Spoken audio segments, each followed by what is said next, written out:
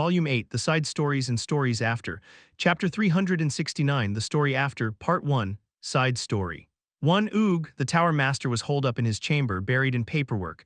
The door opened and his disciple Elian stepped in. Here are some additional documents. All of these must be processed today.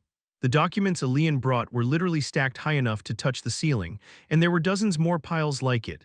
The Tower Master let out a deep sigh. When on Earth will this end? There's still a long way to go. For the time being, it will be impossible for you to wander around idly as before. It isn't idleness. Solving matters with my own two hands, that's what it is. You know very well how many incidents have been resolved that way. I won't deny that, Elian replied with a faint smile, but more important than that is the value of the thousands of mages that move at the Tower Master's command. The Tower Master was, after all, the master of the Mage Tower. He alone held the authority to command every mage within the tower and mobilize them across the continent. As the only one with such power, he inevitably had to process mountains of paperwork. Elian spoke calmly. You know this as well as I do. The world is no longer what it used to be. For the time being, you will have to endure the hardship. Ugh, the Tower Master groaned uncomfortably, but he didn't deny it. 2 years ago, the Demon King had appeared in the world. The Demon King, the king of all evil, the Lord of Hell, that being's power was unfathomable. The last time it descended upon the world thousands of years ago, it burned a tenth of all existence, slew countless gods, and crushed heroes beneath its feet. Such a being had descended once more. The world was on the brink of destruction, but that was not all. There was also the being from forbidden lands, a primordial existence from the dawn of creation. A horror that once ruled the universe, cast out only when both gods and demons joined forces to expel it from the mortal plane. That very entity had devoured the empire and revealed itself once again. To return all things to their original nothingness, to erase all that had been built, and it possessed the power to do just that. 2 calamities, each enough to shatter the world, had come one after another in quick succession. It was a miracle the world still existed at all. If the stars themselves had collapsed, it would hardly have been surprising, and yet they had triumphed, they had survived. Survival alone was cause for joy, and they celebrated. People embraced one another, rejoicing simply to be alive. But once the celebrations ended, what lay before them was a broken world. The invasion of demons had left scars across the continent that could never be erased. The appearance of the being from forbidden lands had destroyed the greatest power of the age, the empire itself. It was not an exaggeration to say the world had been torn in half. The wounds were so great they would not heal even after centuries. Reconstruction was essential, and so the Tower Master was busier than he had ever been. With the empire annihilated and the gods weakened from exhausting their powers, few remained with as much influence as he. In truth, one could say the Tower Master was now the one overseeing nearly every matter across the continent. Thus, for the past 2 years since the catastrophe, he had been stuck in the Mage Tower, endlessly processing paperwork. The Tower Master groaned, "This is enough to drive me mad." He preferred to solve matters directly with his own strength, but he didn't have the luxury anymore. Elian ignored his complaints and continued. The Western continent has requested aid. Abandoned dungeons have overflowed with monsters, and they are asking for mages to help. Meanwhile, on the Eastern continent, that's enough explanation. The Tower Master sighed and flicked his fingers. Rustle, rustle, rustle. In an instant, tens of thousands of documents rose into the air, filling the chamber. Analyze, Viwuum. Mana swept over the hovering papers. The countless reports and records were all absorbed into the Tower Master's mind at once. He grasped every matter, every detail, every degree of urgency, even the time required for responses. Then he snapped his fingers. Confirmed.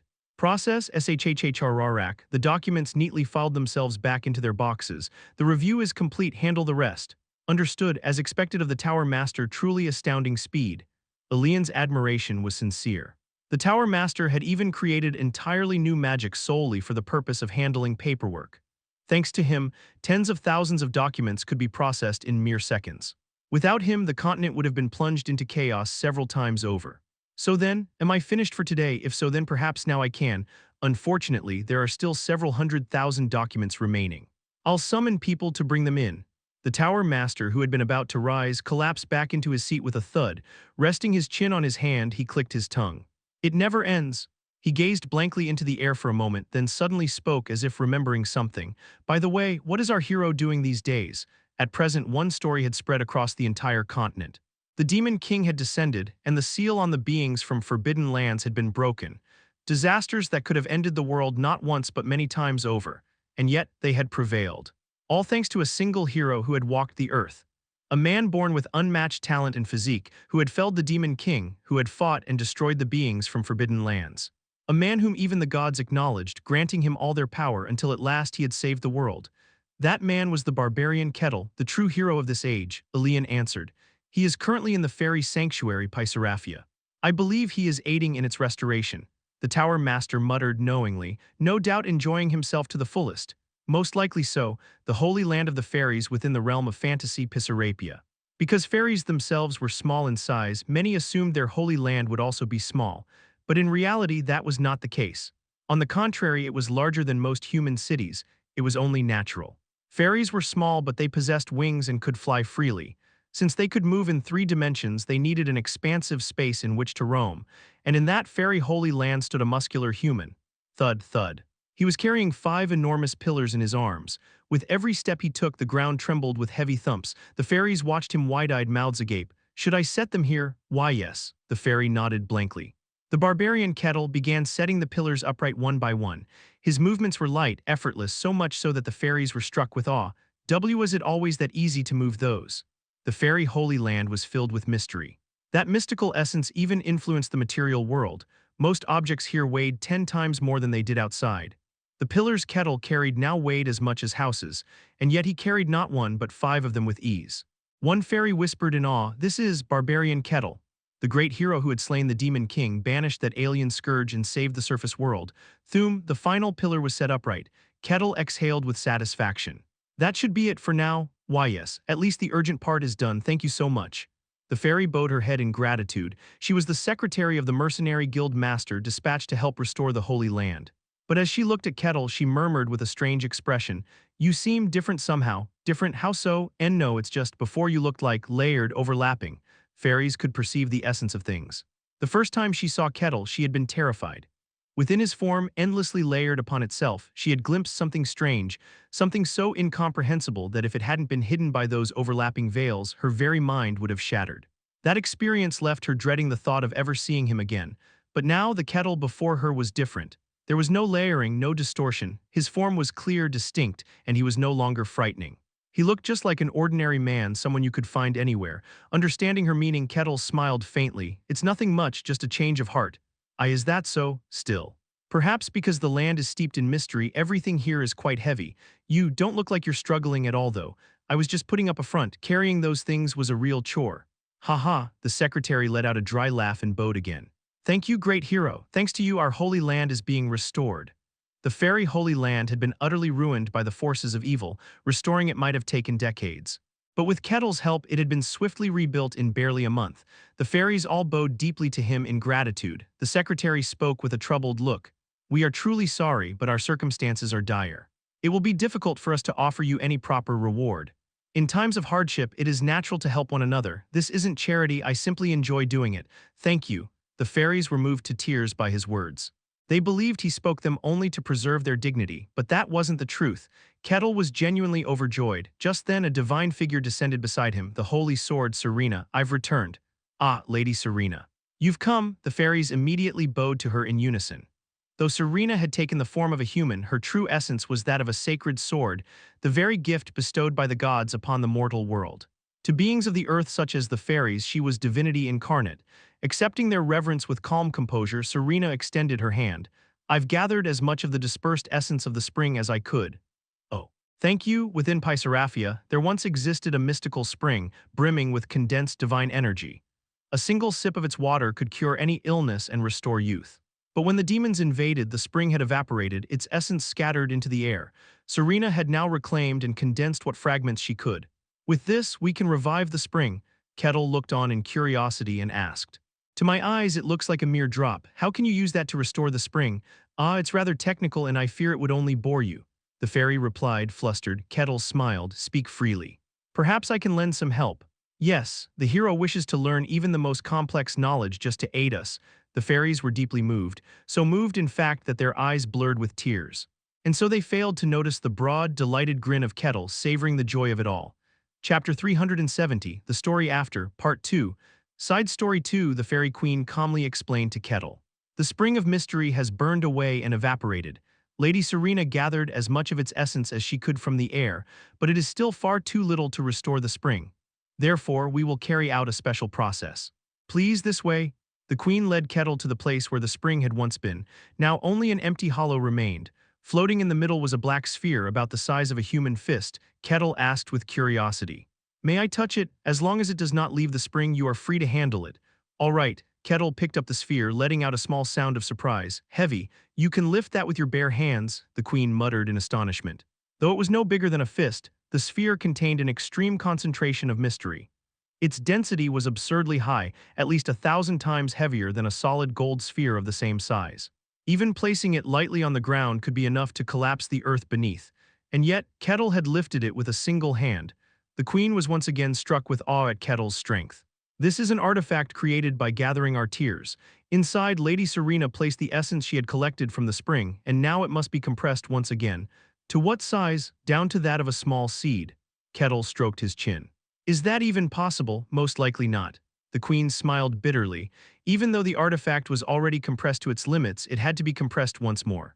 It was no exaggeration to call this an attempt to surpass the boundaries of density itself. Even fairies, who freely manipulated mystery, had failed to find a way. We consulted the Tower Master, but even he replied that it would not be easy. The difficulty is immense, and with so many urgent matters, he said to leave it for later. Even the Tower Master could give no definitive answer. It could take decades before the spring was restored, and yet the queen's expression was not dark. It would only take time, but in the end they could succeed. They would restore their spring. That alone was enough to inspire hope. The queen bowed her head in gratitude to Kettle. Thank you, hero. You helped us with no expectation of reward, out of pure goodwill. On the honor of the fairies, we will never forget this grace.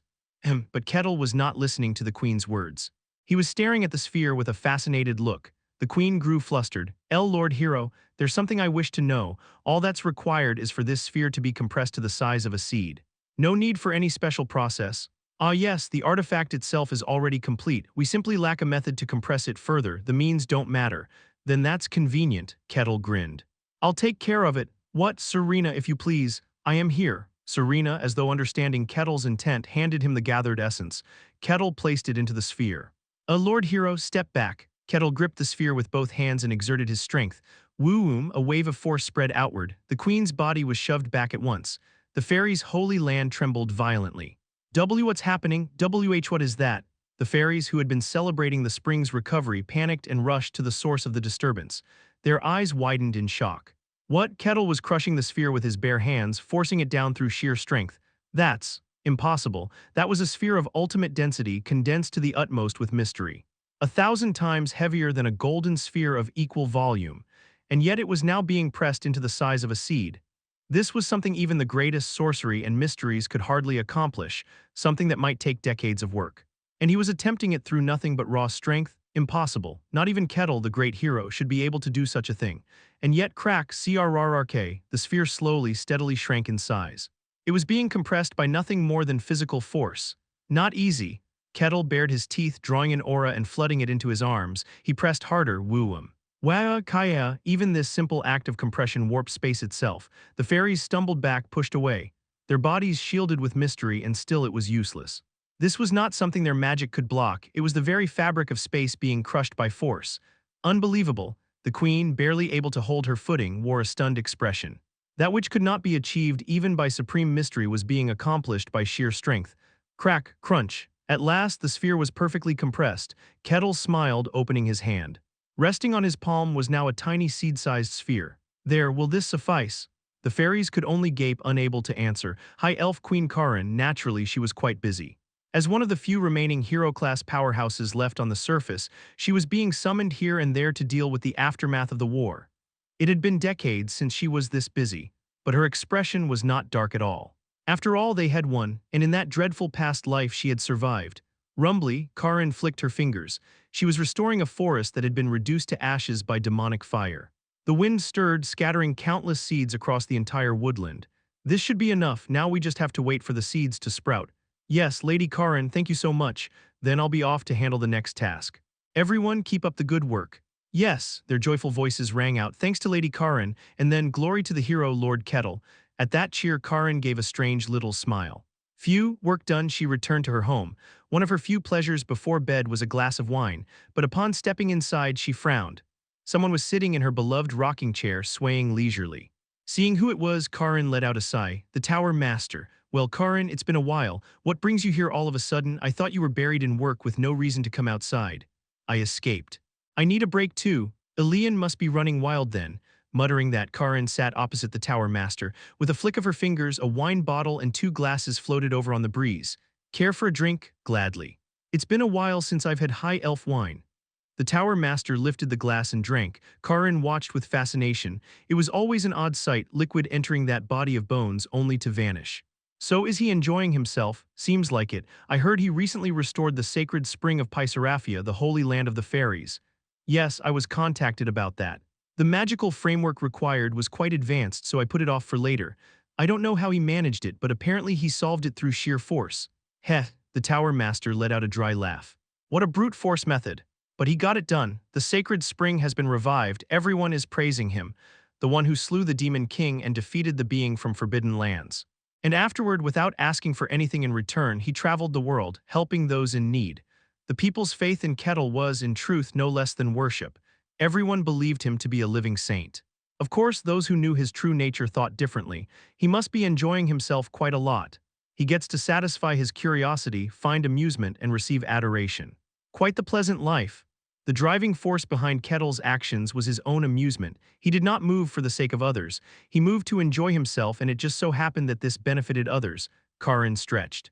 In the end, it's good for us too, a win-win. HMPH. The Tower Master did not agree, showing a subtle unease instead. Karin tilted her head. You look uneasy. The Tower Master, slowly opened his mouth. He moves purely according to his own amusement. What he does now is because it entertains him. That's true. Then what if one day he grows bored of this world? The wineglass in Karin's hand froze mid-sway. You mean what if he turns against the world? To him, this world must seem like a treasure trove. From the White Snowfield, he met elves, studied alchemy, crossed swords with demons, drew the holy sword, and even encountered gods.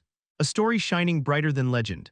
But pleasure fades and thrills dull over time. If he grows tired of this world, what if he seeks new pleasure in a different way? For example, pleasure in destroying the world. Karin frowned. I think that's an overblown concern. I tend to worry too much, but it's not an impossible scenario. So you're planning to find a way to control him? Hardly. The Tower Master shook his head. I'm not that shameless. If not for him, this world would already be destroyed. And besides, stop him? Who in this world could possibly stop him? Karin gave a bitter smile of agreement. The Tower Master swirled his wine. So the only thing I can do is make sure he doesn't get bored, set things up ahead of time here and there, by creating new amusements for him in advance, so to speak. But Karin's expression was doubtful. I don't think the kind of thing you're worried about will happen. The Kettle, she knew, did indeed seek enjoyment, but he was not the sort to cross the line. Still, she didn't say it outright. Do as you wish. If he wanted to prepare in advance, there was no reason to stop him.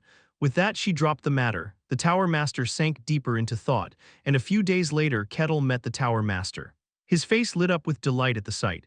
Oh, Tower Master, long time no see, have you been well? I've been leading a very busy life. It's been so long since I've come outside like this. Where is Serena? She's gone to the Sun God's church for a while, said she had business there. Kettle grinned. So our task is to restore the land, then I'll be counting on you. The Tower Master looked at him for a moment, then spoke. Likewise, Kettle, Chapter 371, The Story After, Part 3, Side Story 3, How have you been all this time? It's been a very pleasant time. Kettle smiled brightly. I've been to the sacred land of the fairies and even visited the phantom realms that lie beyond the continent. Couldn't have asked for a more fulfilling time. I see. Kettle looked truly happy right now, but how long would that happiness last? Suppressing his unease, the Tower Master spoke. Then we should get to work. Understood. Kettle lifted his gaze and looked at the ground, then whistled. What a wreck! The terrain there was completely ruined. From one end of the horizon to the other, the land was shattered and broken, making it difficult to even take a step. It wasn't always like this. It used to be a vast plain connecting the eastern and southern continents, a highway for countless supplies and travelers.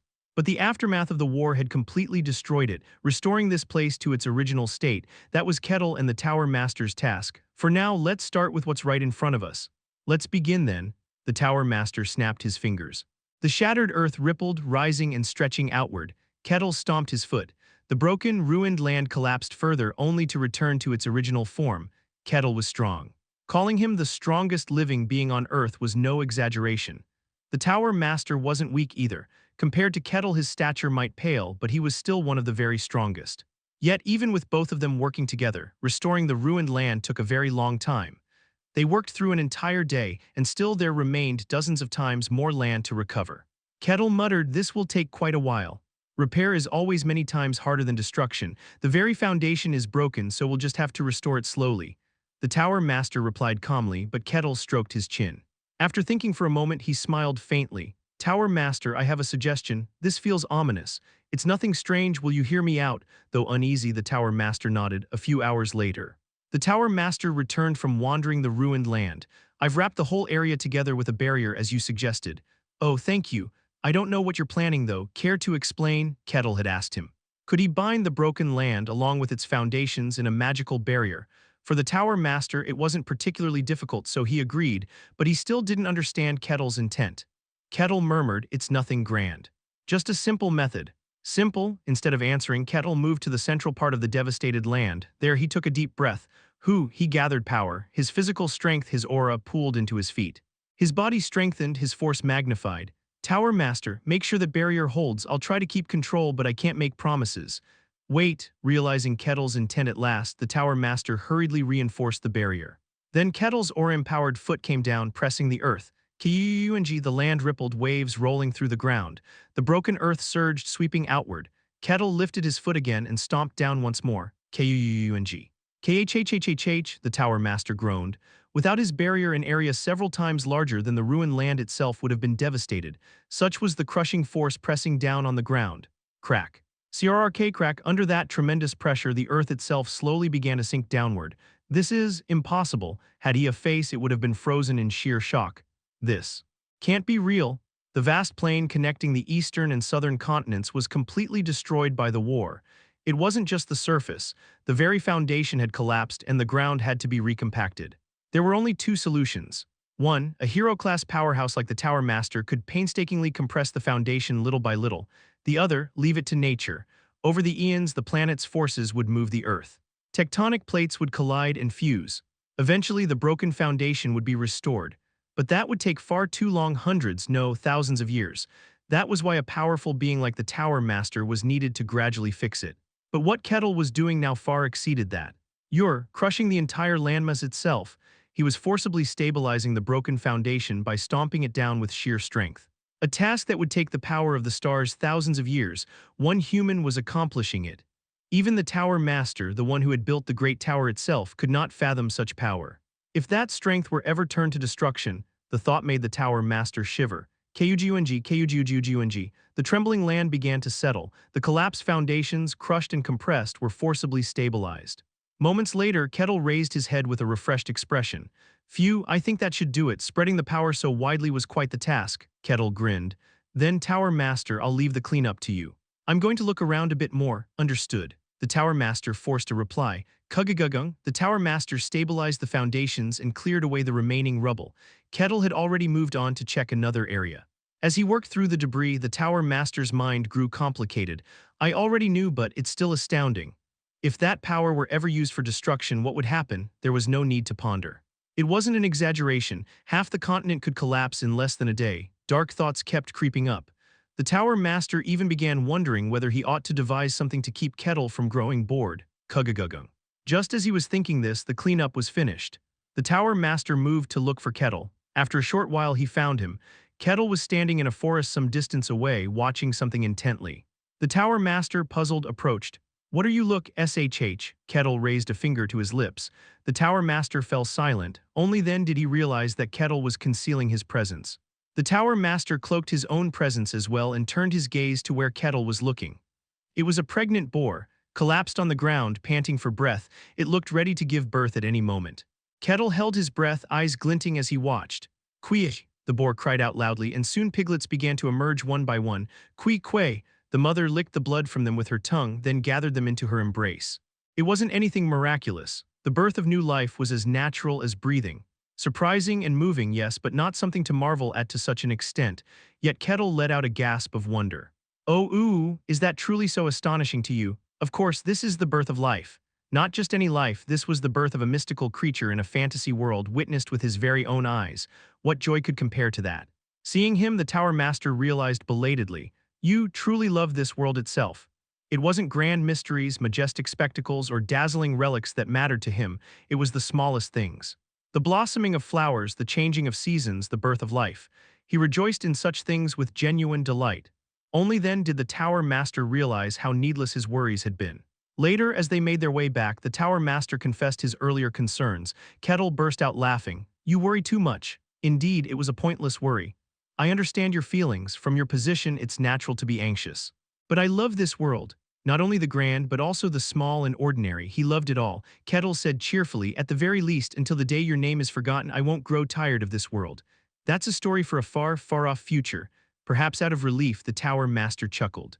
He extended a hand made of bone. "Let's continue to work well together, outsider who became a native, and let's continue together, native of mystery." Kettle beamed as he shook his hand. Half a year passed after that. One by one, the world's various problems were resolved, and at last a measure of leisure returned. With that leisure, the Tower Master and Kettle began several experiments. "Then let's begin." "Understood," the Tower Master replied tensely. Before them was a coil of iron wound around a rotating ring. Magnets stood at either side, and at the end was a small light bulb. Kettle exhaled shortly and set the device spinning. The coil began to rotate rapidly. Pagic, pagigic. And soon the bulb flickered to life. The Tower Master cried out in excitement. It worked, so it did. Unlike the Tower Master, Kettle wore a slightly uneasy expression. The reason the Tower Master was so thrilled by something as trivial as lighting a bulb was simple.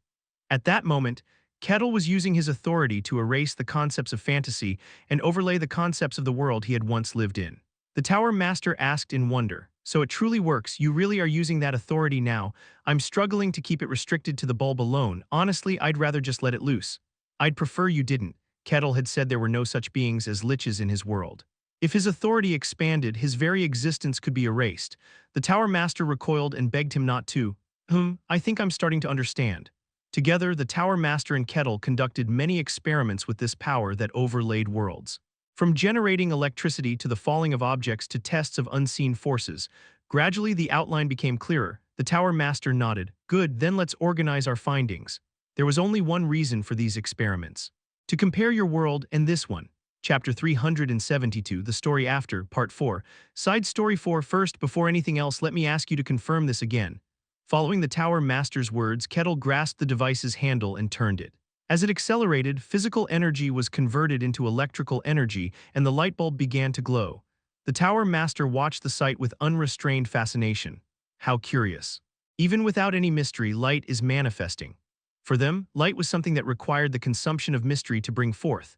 Whether it was mana, aura, or magical power, some kind of mystical energy source had to be consumed in order to produce light. But here Kettle was, demonstrating that light could appear even without mystery existing in this world. The Tower Master asked, "What was this concept called again?" "It's a phenomenon caused when electric charge accumulates in matter. Through friction, positive and negative charges move, producing electricity. Static electricity is a similar principle." I still don't understand. In this world, such a thing as electric charge does not exist. Instead of electric charge, what existed was mystery. Of course, static electricity existed in this world too, but its origin was different. Static electricity came from mana produced through friction, combining and then bursting apart.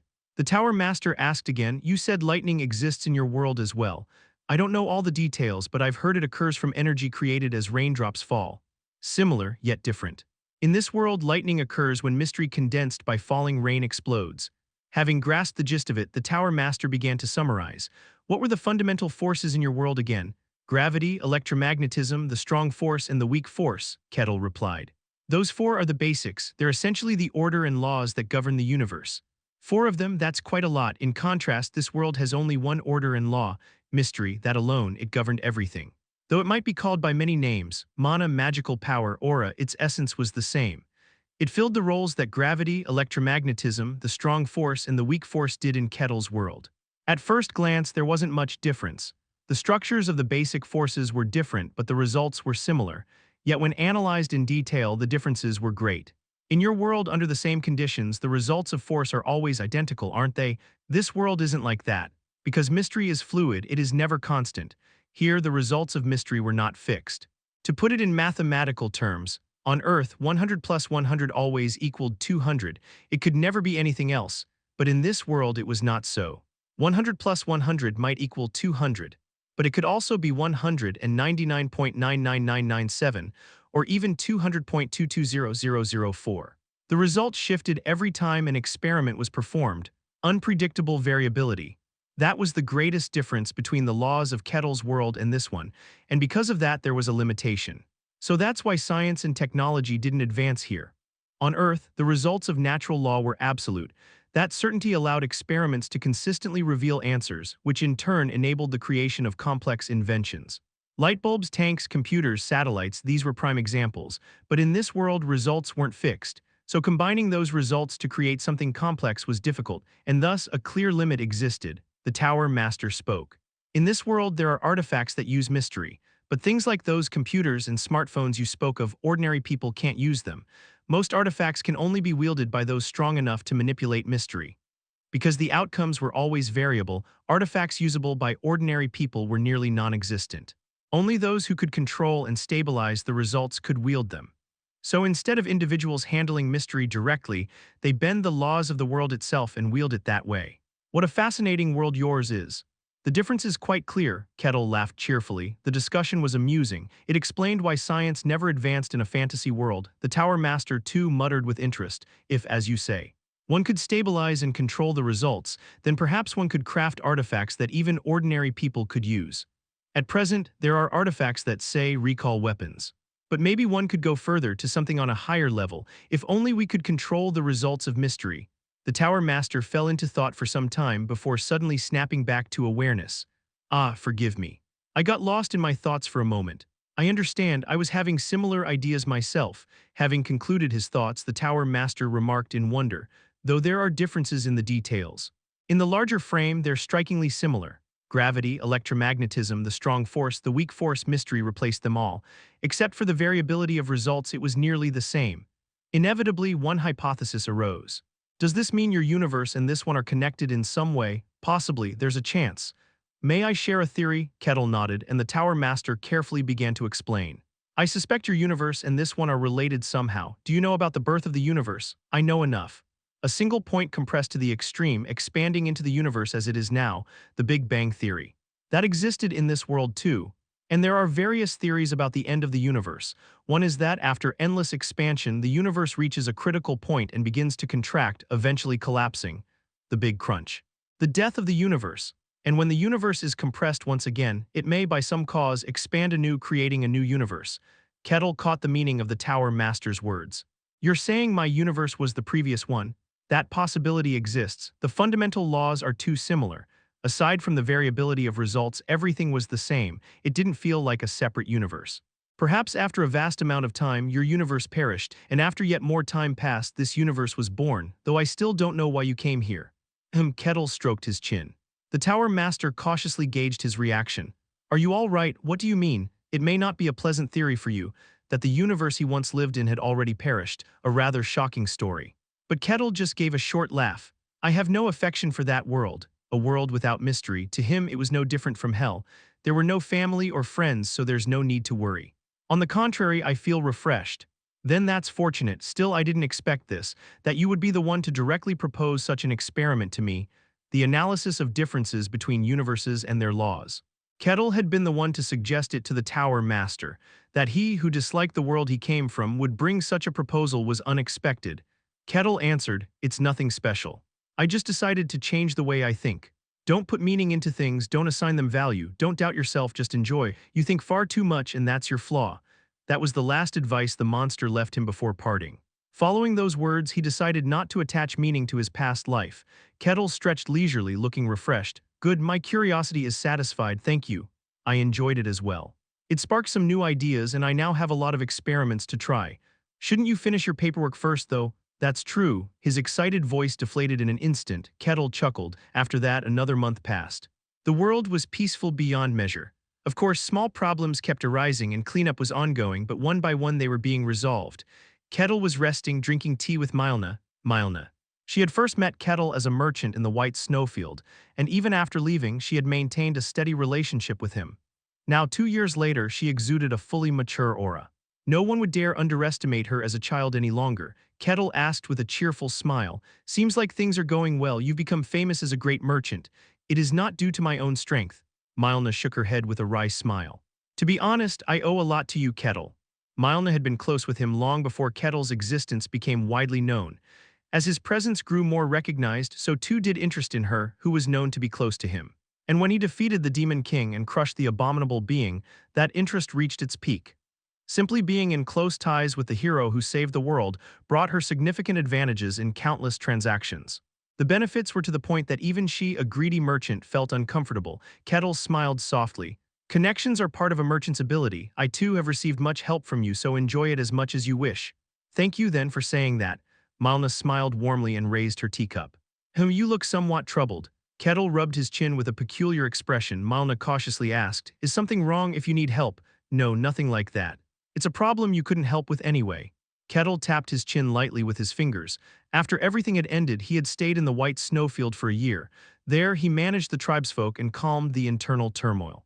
In that process, he encountered all sorts of monsters, from the white bear to the vile rat. One could say he had seen nearly every creature within the snowfield. But there was one monster he had not seen. The enormous one, vast enough to touch the sky. The white serpent. Did it escape outside? It was possible that it slipped out before he established the barrier. But if that were the case, the outside world should not have been so quiet over the past 2 years. Considering its immense body, it should have made its presence visible. Strange. Kettle sipped his tea with a puzzled look, and around that time Kuguguguguum on the outskirts of the continent, a vast mountain range buried in snow. The earth there began to quake violently. Chapter 373, The Story After, Part 5, Side Story 5. So this is the place. The Tower Master was now heading toward a mountain range at the edge of the continent. The destination was starting to come into view, a vast, endless mountain range blanketed in snow. Its name was Ulfra. It was one of the 5 largest mountain ranges on the continent. Rumors had spread that earthquakes kept occurring there, so he had come to investigate. Of course, if it were just an ordinary earthquake, there would have been no need for him to come in person. At most, one of his disciples could have taken care of it, but this case was different. The Ulfra mountain range lay at the very outskirts of the continent. No one lived anywhere near this remote place. Even the closest village was extremely far away, even when measured on a planetary scale. And yet the earthquakes from Ulfra were so powerful that their effects reached all the way to those distant settlements. This meant something on a continental scale was taking place. That was why the Tower Master himself had come. As he flew onward, he muttered to himself. An earthquake in the Ulfra Mountains. When the Tower Master had examined Ulfra's ley lines a few years ago, there had been no sign of problems. On the contrary, the range was so stable that it should not have experienced a single quake for thousands of years. Perplexed, he arrived at the mountains and entered within, only to suddenly freeze in place. What is this? The Tower Master was horrified. Ulfra, the colossal range of snow-covered peaks that pierced the clouds, mountains piled upon mountains, that entire mountain range had collapsed. The ground had sunk and shattered, causing the mountains to cave in. To an unknowing eye, it wouldn't look like a mountain range had once stood there at all. It would simply look like the land had caved in and been torn apart. The mountain range itself was gone. The Tower Master faltered. Could this have been a delayed aftereffect of the Great War against the Demon King and the Twisted One, or had they simply failed to notice it before? He read the traces carefully. The result was clear. This isn't that old. Among the scars of destruction were some that had occurred only recently. It had nothing to do with the war, which made it all the more incomprehensible. A mountain range that was among the 5 greatest on the continent had collapsed without any connection to the war. Something strange. Landing upon the broken remains, he placed his hand on the ground. Whoom. A vast wave of mana spread outward, enveloping the land. He was attempting to read the lingering traces of mystery to uncover what had happened, but nothing revealed itself. There were no traces at all. It felt as though the mountains had simply collapsed naturally. What is this? The Tower Master was bewildered. If he returned now and reported that there was no problem, that the mountains had just collapsed on their own, no one would question it. And yet something felt wrong. His instincts told him that something massive, something alien was involved. This is going to be troublesome, but there's no helping it. He spread his hand. Complex formulas of a magic circle began to form. Deep searching, a level 10 spell manifested. His magic didn't just scan the area, it penetrated the air, the land, and deep into the crust below. Kian. All the details of the collapsed mountains poured into the Tower Master's mind. He organized the information. His probing expanded deeper, pushing down into the very mantle of the earth. Well, that's a mess. The Tower Master let out a dry laugh. The land was completely ruined. Even with Kettle's strength, restoring it would be nearly impossible. What in the world had happened to leave it in such a state? He couldn't even begin to imagine. He continued the search and then noticed something strange. Deep within the crust, his detection was being blocked. Is there some kind of mana blocking ore down there? it wouldn't have been unusual for rare ores to exist deep underground. The Tower Master shifted the flow of his magic to probe deeper. But again, something was wrong. No matter how he tried, his detection could not pass through. It felt as though an invisible wall was blocking him. What is this? He had explored deep beneath the crust many times before, but never had he encountered such a vast, impenetrable obstruction. And when he had last surveyed Ulfra, no such thing had existed. Frowning, he expanded his probing further. His magic spread wide, but still failed to detect anything. That absence of detection was, in itself, a kind of information. And then he realized something. It's moving. The areas where his magic could not penetrate were shifting slowly in a regular rhythm. As he observed the pattern, he froze. The movement where his magic failed to reach resembled the breathing motions of a living creature. Just as that realization struck him, the ground shook violently. Whatever was blocking his detection began to rise. Kuung, the collapsed mountains sank further into the earth. The Tower Master shot skyward in alarm, shielding himself. Kugagung Kuung, the mountain range collapsed entirely into the ground, leaving a massive hole, and from that hole something began to crawl upward. Daring, aren't you? A thin, whisper-like voice. The Tower Master shuddered. It was the sensation of prey before a predator. To disturb my slumber. Ah, the Tower Master groaned. It was a snake, a white serpent, but enormous. No, that word alone couldn't capture it. Its long neck rose up so high it pierced the ruined earth and touched the sky. And still, its entire body could not be seen. The Tower Master realized what it was. The legendary White Serpent, from a time long past, a monster spoken of in the Emperor's legends. The white serpent that devours glaciers, the white bear that shakes the earth with quakes, the vile rat that defiles the seas, it was one of them, the White Serpent. His instincts told him so, and the Tower Master was horrified. How surely Kettle had severed the forbidden lands from the surface world. The serpent flicked its tongue, its gaze locking onto the Tower Master. A pitiful, mortal, arrogant thing, you don't even look edible. Ruyumble, the serpent stirred. That single movement made mountain ranges collapse and whole stretches of land crumble. Its very body was a calamity. Not even worth chewing, die. Boom, it thrashed its body. Chunks of mountains were hurled into the air, flying toward the Tower Master. Even a single fragment was no mere stone, but the size of a small hill, not something even he could ignore. He quickly raised his arm, ki-eyeing. A barrier of mana spread out, intercepting the debris. The shield trembled under the crushing mass. Annoyed, the serpent shifted again. Ruumble, damn it. Entire mountains were flung like meteors toward the Tower Master. He clenched his jaw, fists tightening. Teleport. The Tower Master's body vanished. The hurled mountains slammed down, shaking the land to its core. Shockwaves rippled outward like tidal waves. The Tower Master reappeared above the serpent's head. Spells invoked at high speed erupted simultaneously. Hellfire, frozen tempest, hell's flames and a storm of ice raged downward. The magic of a great archmage, force enough to overturn nature itself. Even one of the Demon King's 4 lords would be wounded if struck head-on. Who? Toward that destructive power, the serpent casually breathed out, "Boo," and with just that breath, it scattered both the hellfire and the freezing storm. KKKHHHHH, but it didn't end there. The Tower Master's body was hurled skyward. He was blasted so high that he nearly crossed into the thinning upper atmosphere before stopping himself. What? A single breath had shattered his magic completely and launched his body skyward. A monster. The serpent actually seemed intrigued he had survived at all. Oh, you managed to keep your form, and you're still alive. Among mortals of the outside world, you're not entirely useless. Its slit eyes gleamed, fixed on the Tower Master. You may not look like food, but not bad. I shall grant you the honor of becoming part of me. With those words, its head lunged. Instinctively, the Tower Master blinked away. The serpent's jaws snapped shut just beside him. Whoosh, even the wind of its passing made him stagger. The serpent lashed its head. Crack, that massive head smashed against him. Every shield, barrier, and artifact he wore shattered instantly. His body was rocked by the impact. Krash, he was driven deep into the earth, the land trembling once more at the aftershock. The serpent clicked its tongue in annoyance. Crush them like that and it's hard to find a corpse. Eating becomes troublesome. Still, it might scavenge scraps. The serpent lowered its head to the ground. Even the simple motion stirred storms in the air, but then it noticed something. Still alive, barely. The Tower Master's body was in shambles, his skull was fractured, his lower half was gone, half his ribs were nothing but powder. He was struggling to regenerate, but the damage was grievous. The serpent chuckled. To withstand my strike and still draw breath, impressive, you have my praise. You are the serpent of the White Wasteland, aren't you? Why ask what is obvious? The serpent flicked its tongue. The Tower Master gave a bitter laugh. How Kettle had sealed them all away, yet the serpent spoke gleefully. I came outside long ago, I've simply been waiting in silence for the right time. It had not just emerged, it had been lurking beneath these mountains for years, unmoving. The serpent laughed. I wondered if that one was still around, but seeing this world still intact, I take it he's gone, then there is no problem. By that one you mean Kettle. If he were still here, this world would not remain so whole. His absence is fortune for me. At its words, the Tower Master asked quietly, so all this time you hid because you were afraid of Kettle? Silence, the serpent roared suddenly. The very air quaked at the sound.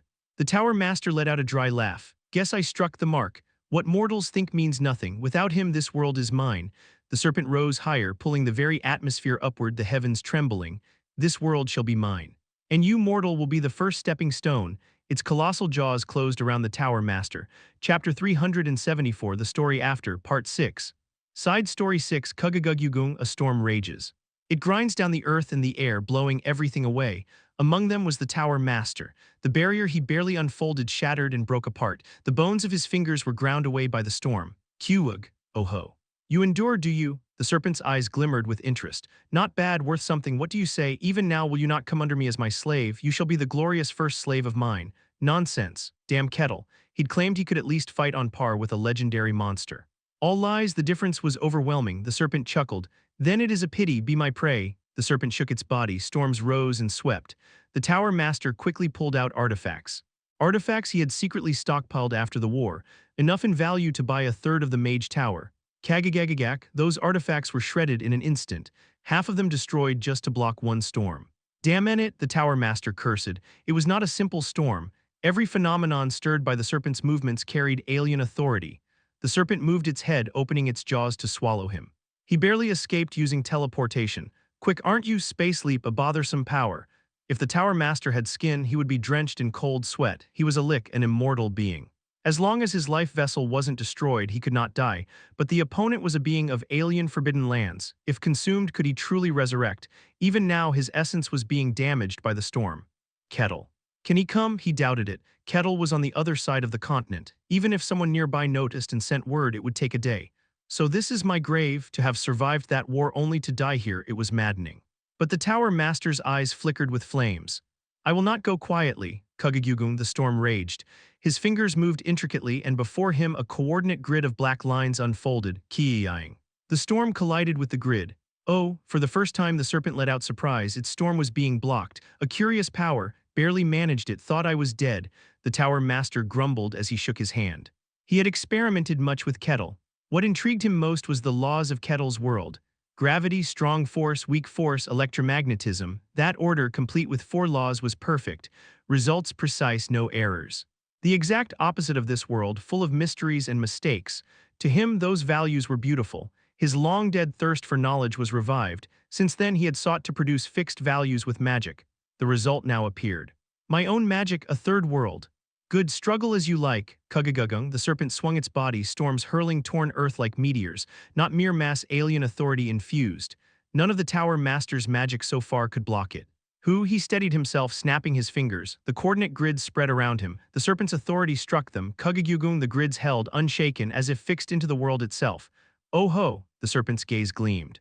Somehow those grids grasped the world itself, fixing values perfectly, cutting off all interference. Your power resembles mine. Glory, hearing that from one of creation itself. Then take this. The Tower Master pointed. Fixing coordinates, cutting off all intervention, not only for defense, coordinate intervention. Crack, the grid overlapped the serpent's body. Explosion erupted, vast, piercing the heavens, visible from the cosmos. Krug, artifacts shielding him, shattered in seconds. He hastily raised grids to protect himself. Rumble, when it subsided, he groaned at the sight. More than expected. Where once mountains stood, now a massive hole. Like scooped ice cream, clean and round, not a lake but large enough for a river, collapse from fixed and variable values colliding. When fixed coordinates overlapped unfixed existence, this was the answer. He lowered his hand. Surely the serpent could not be unharmed, at least wounded. In that gap he must summon Kettle. But then shhh from the pit the serpent rose, he hastily raised grids. Quang, collision thundered, his eyes widened. The absolute fixed value grid was cracking. Kaya ha ha ha, the serpent laughed, clouds scattered. For a mere mortal to meddle with immutability that deserves praise but still mortal. Did you think to harm me? Impossible, the Tower Master cried in denial, no wound, not even where the grid intervened. But Byron said he scarred the rat, the northern King Byron. He had fought the rat, another legendary beast, and scarred it. And the Tower Master was 3 steps above Byron. Moreover, this new magic was a supreme mystery only just grasped, yet the serpent was flawless. I am the serpent from the beginning of creation. I was promised immutability, the rat corruption, the bear endless strength, the serpent eternal immutability, that was its authority, its narrow pupils locked on him. You mortal learned immutability, praise indeed, but only that. Between you and me is an unbridgeable gulf, so die, the serpent lunged. He was too late to respond. Ah, death to be eaten here, senses sharpened, mana, world, self, everything spiked like needles, time slowed, his mind expanded. Facing death, he saw truth. The Tower Master raised his hand. Clang, Kruug, the serpent's head recoiled, groaning in pain. What? Its gaze disbelieving. Before the Tower Master, space fractured, not mere division, but more fundamental. The serpent muttered, fragmentation. Ah, the Tower Master groaned. At the brink of death, he touched truth. World fragmentation. Shatter, the world itself splintered, trapping the serpent. It thrashed, clanged, impossible. The fragmented world held it. Its eyes flared, you, exile, cracked, the fragmented world collapsed. What remained was emptiness, a void devouring even light. Heya, the Tower Master gasped, collapsing, bones rattled, mana drained, near death, yet he laughed. Ha ha ha, he had cut and sealed the world itself. Space, time, dimension, value fixed completely. Ruling the world itself, only then could one wield such magic. Theoretical 11 class. He had reached it, if only briefly. Never thought at my age fear of death would bring this. Temporary, true ascension far away, perhaps never, but he had seen the answer, not impossible, enough. Who? He steadied, ready to return and record, but crack, the black void fractured. At first illusion, but the cracks spread, his eyes shook. No way, Kang, the seal broke, the exiled world returned mangled, and within the serpent, how dare, its voice thundered with rage. How dare a mortal wound me my immutability? On its brow a wound, tiny like a scratch, the Tower Master was stunned, all his revelation amounted to only that. Then I shall crush you, the serpent's head descended, he could not move. With all his mana gone, even twitching a finger was impossible. He closed his eyes. At least he had touched a higher realm, he had no regrets. Coon, shockwaves rippled, he opened his eyes faintly, his fiery pupils shook. Kettle, KRRRK, you've suffered much, Tower Master. Kettle stood before him, pressing the serpent's head down. Chapter 375, The Story After, Part 7. Side Story 7, the Tower Master was flustered. How is it already? It had not even been an hour since the battle with the serpent began. As far as the Tower Master knew, Kettle was on the other side of the continent. There shouldn't even have been enough time for word to reach him yet. Kettle answered simply, I felt the waves of the battle. They were unusual, so I rushed over right away. The answer was beyond imagination, leaving the Tower Master dumbfounded. From across the continent you felt the waves. I was meditating with nothing better to do. With his mind focused, his senses were sharpened, and then far away he felt an odd wave, something colossal clashing against the world itself. And as Kettle judged it, there was nothing in the outside world capable of producing such a disturbance. Sensing that something was amiss, he immediately moved and arrived just in time. By the looks of you, it seems it was quite dangerous. It was, KRAH, the serpent thrashed its head violently to break free. Kettle released his hand and the serpent raised its head with a snarl. It's been a while, serpent. I wondered where you'd gone since you weren't inside, turns out you were out here. Kettle asked cheerfully, have you been well, Barbarian? The serpent's voice carried both wariness and fear toward Kettle. That monstrous being, the one who had trampled the Tower Master and even escaped the exile of the world itself, was now frightened of a being smaller than its own eye. You were outside. It has been quite a while. If you were here, why is the outside world still intact? Do you see me as nothing but a savage? How unfair, and you say that yourself. Well, I don't deny that inside I was rather barbaric. Kettle smiled faintly, but out here I am different. In this world I am closer to a gentleman. The serpent glanced briefly at the Tower Master, who could only feel bitter about it, but did not deny it. Indeed, Kettle seemed far closer to a gentleman than to a savage. Anyway, Tower Master, you've worked hard. From here on, leave it to me. Kettle suddenly grabbed the Tower Master by the neck and lifted him. The Tower Master was caught off guard, but Kettle wore an apologetic expression. Unfortunately, once the battle begins, I cannot protect you. It's a bit rough, but please understand. Wah, hup, Kettle hurled the Tower Master away. His figure soon vanished into the distance. Kettle watched for a moment, then turned his body back.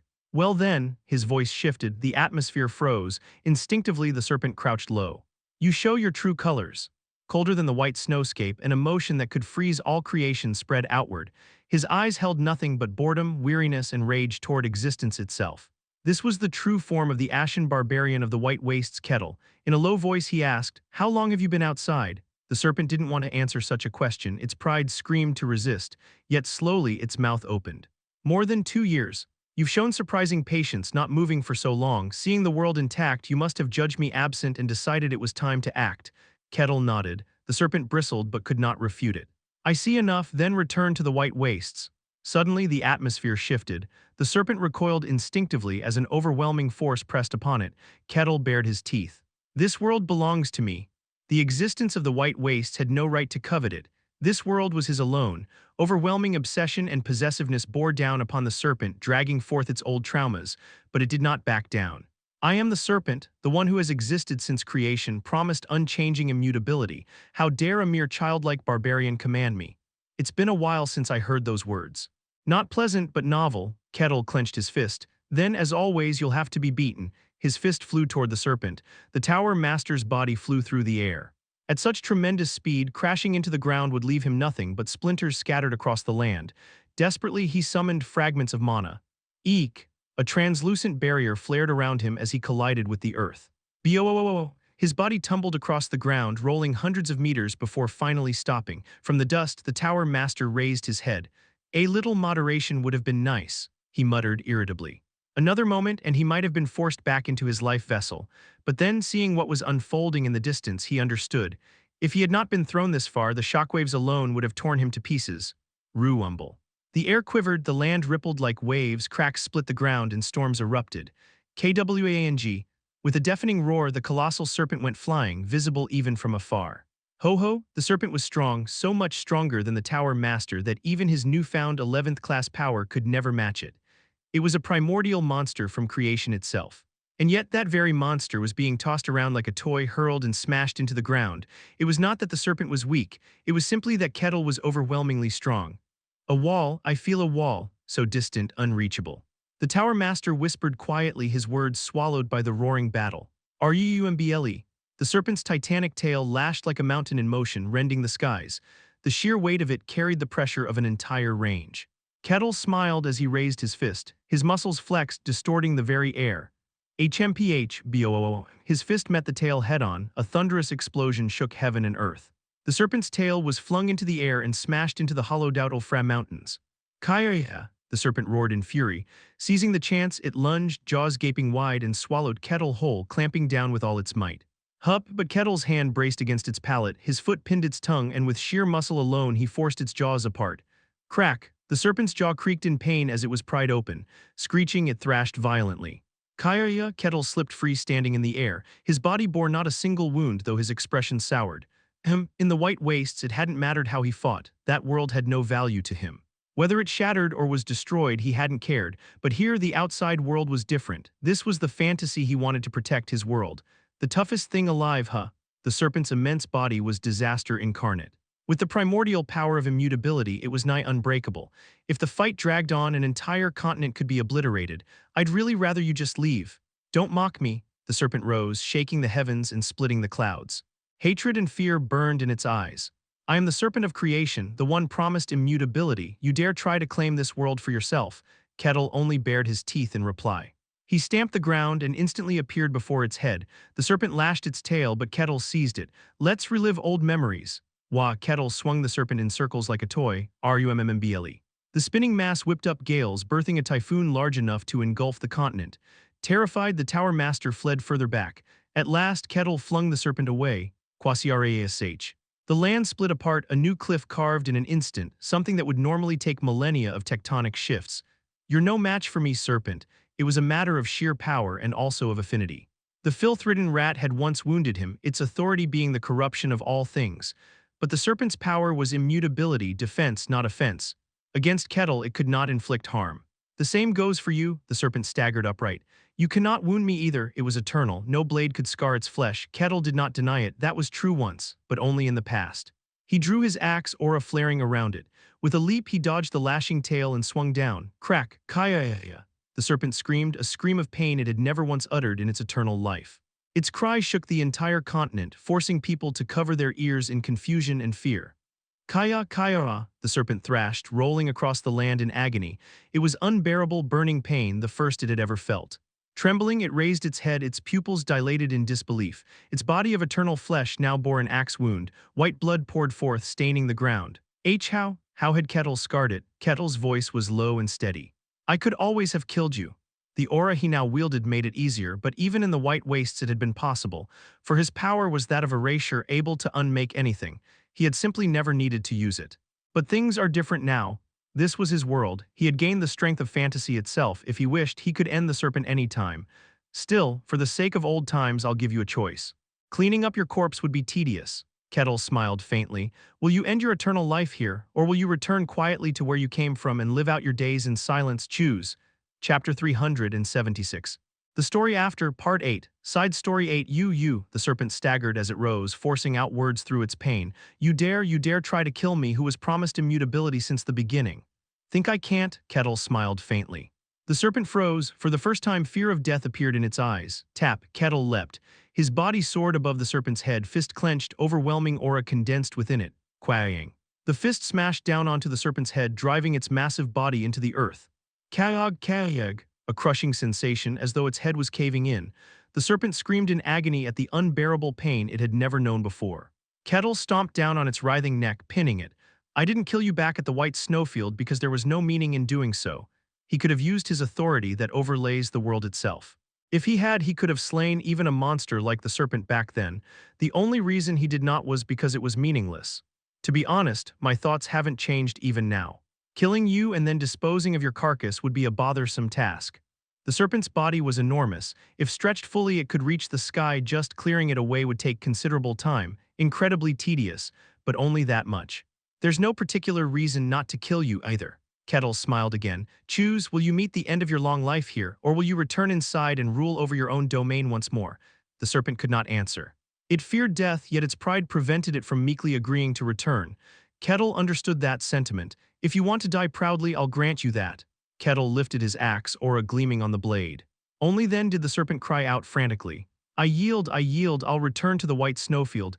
You should have said that sooner. Kettle lowered his axe as if he had expected it.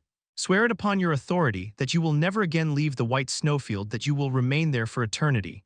I swear upon the authority of immutability, I shall never again emerge into the outer world. Good. Now be gone. The serpent seemed about to say more, but fear stopped it. Instead, it lay down, slithering across the ground until it vanished back toward the White Snowfield. Watching its retreating figure, Kettle flew over to the Tower Master. It's done, it will never again invade this world. You lied to me. You said that with my strength, I would surely have a chance against a legendary beast. But I had no chance at all. My apologies, I didn't mean to mislead you. Kettle smiled awkwardly. In his judgment, the strongest class of heroes should have been able to contend with monsters of the White Snowfield. But from the Tower Master's experience, the gap seemed larger than Kettle had thought. So the heterogeneity of authority holds a greater advantage than I expected. Absolute superiority and compatibility, apparently the gap was far greater. Yet Byron, that one claimed he wounded a legendary beast. Perhaps it's a matter of magic or something else entirely. You'll have the chance to see for yourself before long, then you'll know. Kettle supported the Tower Master, who paused. See for myself, what do you mean? I received a request. Kettle stroked his chin. I wasn't eager to accept, but I owed some favors. Soon enough you'll see. If you wish, I'll tell you more, please. Tell me, I'm dying of curiosity. Kettle replied, and the Tower Master nearly lost his grip on Kettle's arm. The King of the North, the barbarian king of the outside world, Byron. He declared he would challenge the White Snowfield. Whoosh, the wind blew, harsh, bitter wind filled with hostility, cold enough to strip flesh and freeze lungs. Kettle exhaled, he was back in the White Snowfield. But this time he was not alone. Behind him stood the Tower Master and the red dragon Ignitia. Ignitia let out an exclamation. So this is the White Snowfield. Remarkable. Tower Master, are you sure you're well? You only just fought the serpent. I cannot miss the chance to explore this forbidden land.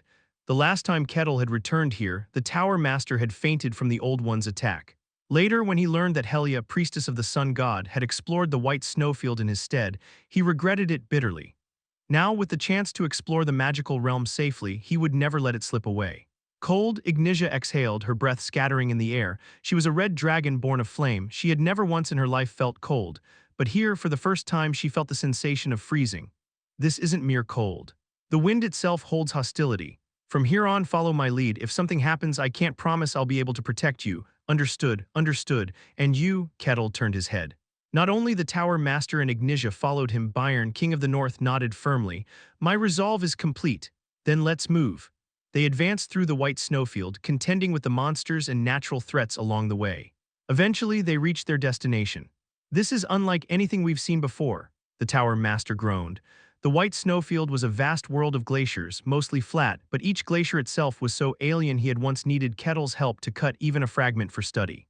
But now before him stretched glaciers shattered and ruined as if by an earthquake, the realm of destruction, and deep within it a colossal bear.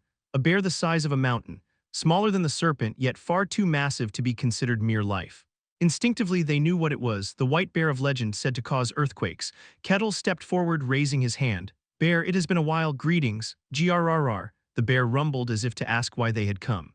Ignitia, the Tower Master, and Bayern instinctively summoned their powers, feeling threatened despite the lack of malice in the growl. Kettle only smiled faintly. "I've come with a small request." Bayern understood. Bayern strode forward, standing tall before the massive bear, and shouted, "I am Bayern, King of the North, Master of the Barbarians, O White Bear of the Snowfield. I challenge you to a duel." Bayern, the Northern King, he had fought the filth rat that invaded the outer world and even defeated the White Bear's corrupted cub. In that battle he had gained a single purpose: to fight not the cub but the true white bear, a legendary beast. For that purpose he had shamelessly begged Kettle's aid.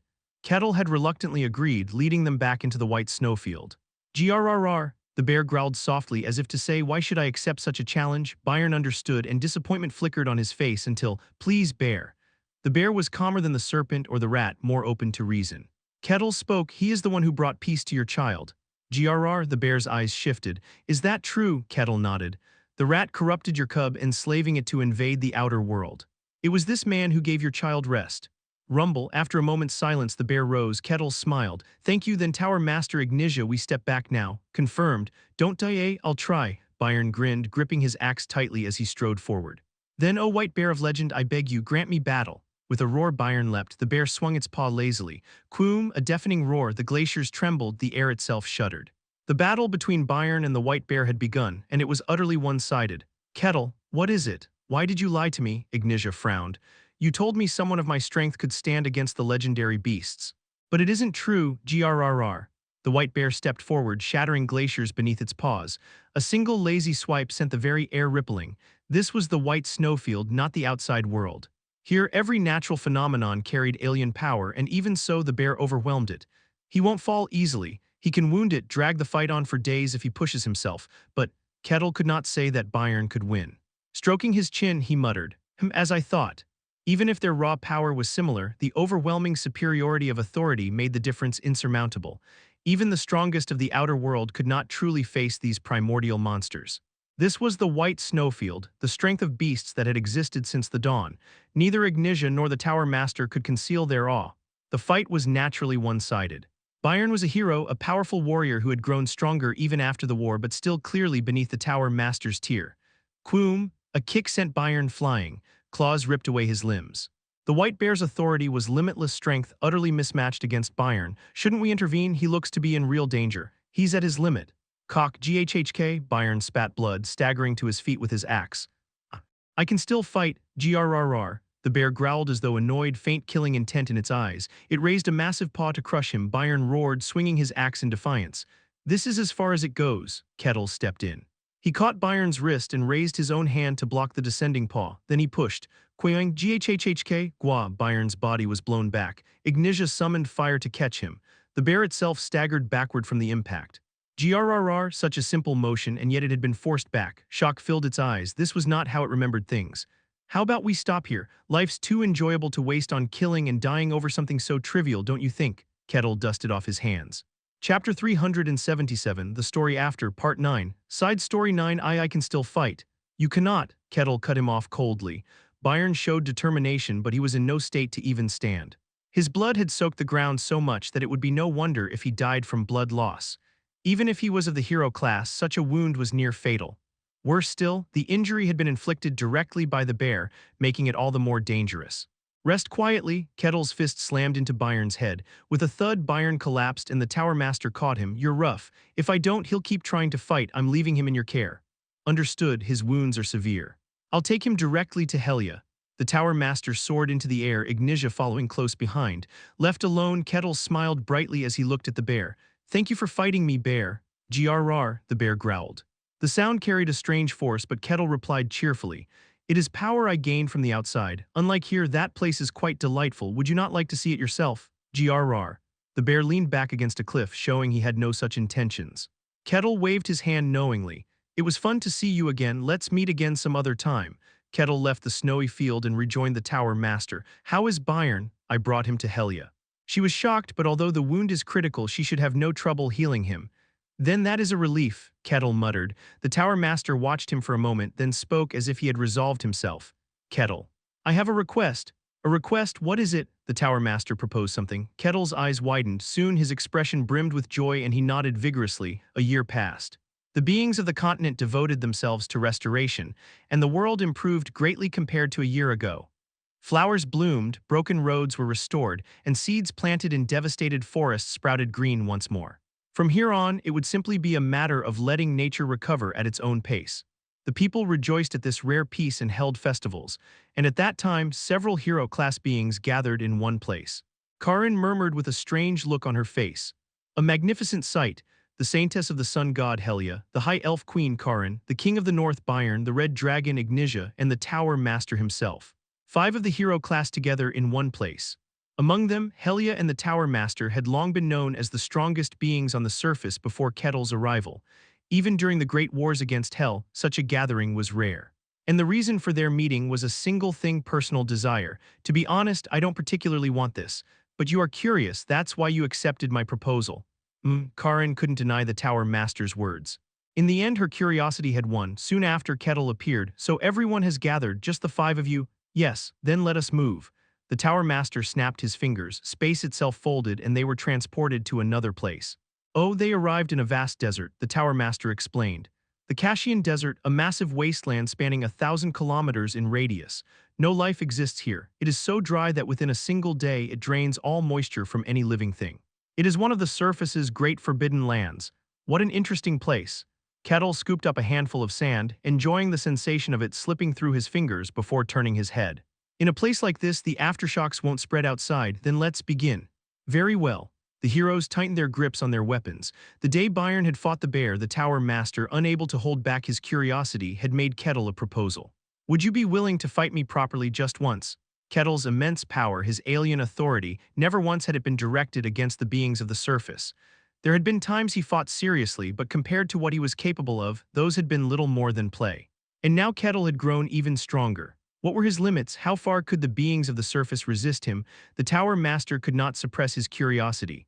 Of course, not alone. I will ask other hero-class beings. Those who consent will fight together. One-on-one, there was not even the faintest chance of victory. It would take several hero-class beings striking together just to make it meaningful. Thus, the Tower Master proposed a duel and Kettle accepted immediately. Of course, to fight the great heroes of fantasy together, combining their powers against himself, what reason was there to refuse? Then let us set a date. It will be hard to gather such mighty figures otherwise. Best to wait until after things have settled. When exactly shall we? Wait, calm yourself. The Tower Master had expected Kettle to accept, but not to be this delighted. And so, a year later, when peace had returned, the proposal finally took place.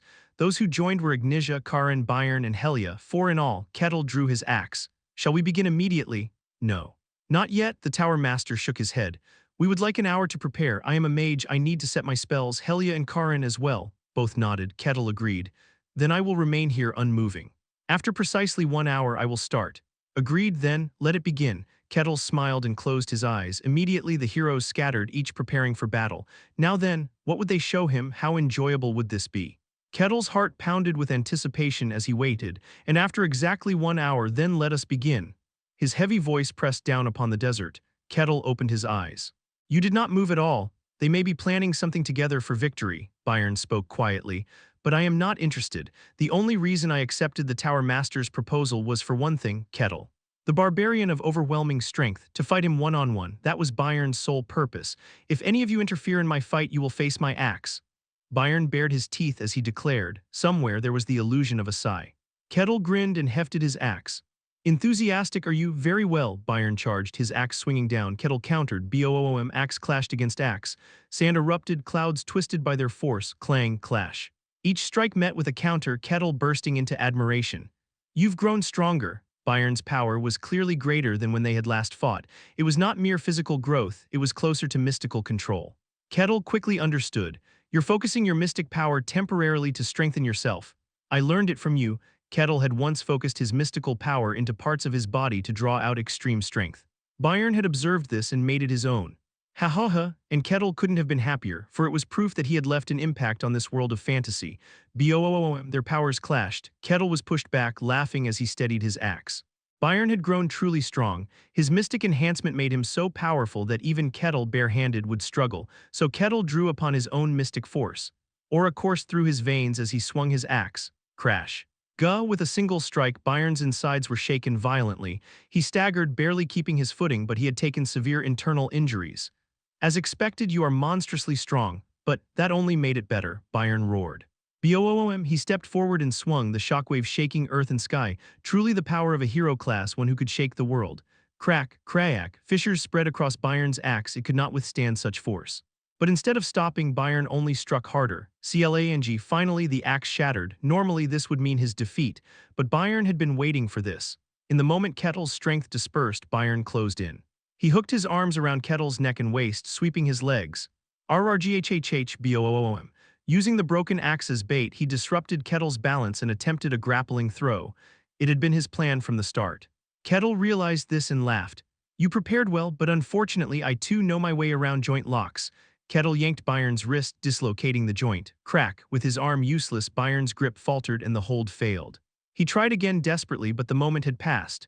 Kettle seized his other arm, tripped his legs, and lifted him onto his shoulders before slamming him into the ground. Boom. The desert floor caved, sand fused into glass from the crushing impact. Kettle pressed down hard upon Byron's chest, crushing his heart. Byron coughed up blood. He struggled to rise, but the injuries were too grave. Kettle grabbed him by the neck and hoisted him up. That was fun, then hurled him away. In an instant, Byron was a dot vanishing into the distance. Phew, Kettle laughed heartily. Now then, the rest of you. Come at me? Good grief, Helia sighed from where she stood. It was obvious it would end like this. I told him we should join forces, but no, he had to fight alone. Well, if that's what he wanted, what could we do? Karin smiled bitterly. Byron was out, now it was their turn. Helia lifted her head to the sky. Then, Ignitia, if you would. A massive shadow fell over the desert. Above, a colossal figure spread its wings. Kettle gasped in delight. A dragon. Ignitia did not reply, only drew in breath, then unleashed a blazing breath of fire upon Kettle. Chapter 378, The Story After, Part 10. Side Story 10, The air grew scorching hot. A thick crimson breath poured toward Kettle. It was incomparable to any breath he had seen before. Kettle clenched his fist in admiration, aura wrapped around it. He struck forward with force. The air exploded. The breath was pushed back and instead engulfed Ignitia herself. Hook, the breath was her own power. Even if it struck her, it would not harm her, but the shockwave that followed hurled her body up into the sky. An hour's worth of compressed breath, erased with a single punch. Ignitia let out a hollow laugh. Letter 16C5, letter 16D, letter 16B1, letter 16D6, letter 16A2, letter 16C5, letter 16C3, letter 16A6, letter 16D6, letter 16B4, letter 16D7, letter 16A2, letter 16B1. Space, become chains. Kagagagak space itself turned into chains to bind Kettle. He bared his teeth. Dragon tongue, the mighty inherent magic of dragons, their authority, the power to command the world itself. Ignitia invoked dragon tongue once more. Letter 16D7, letter 16A2, letter 16B2, letter 16DF, letter 16B1, letter 16A8. Bind. Warrarak. Chains coiled around Kettle's entire body. He tensed his muscles.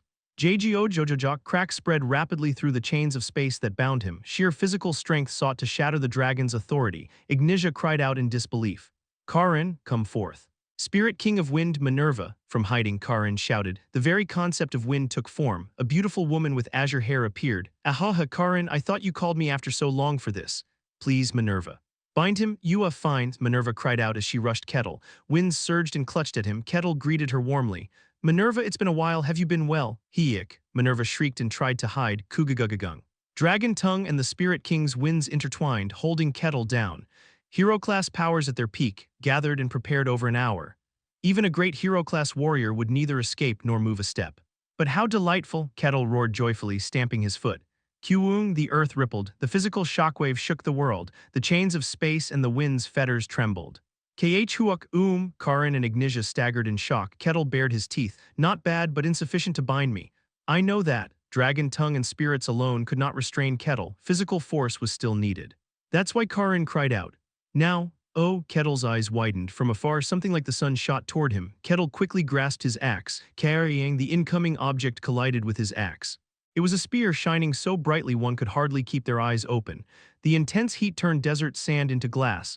Kettle's skin seared, hotter even than a red dragon's breath. Kettle tightened his grip. Aura surged into the axe. Carrying the spear of light shattered against Kettle's weapon, he turned his gaze, delighted. The sun god Saintess Helia is it. I knew you'd block it, but to break it so easily.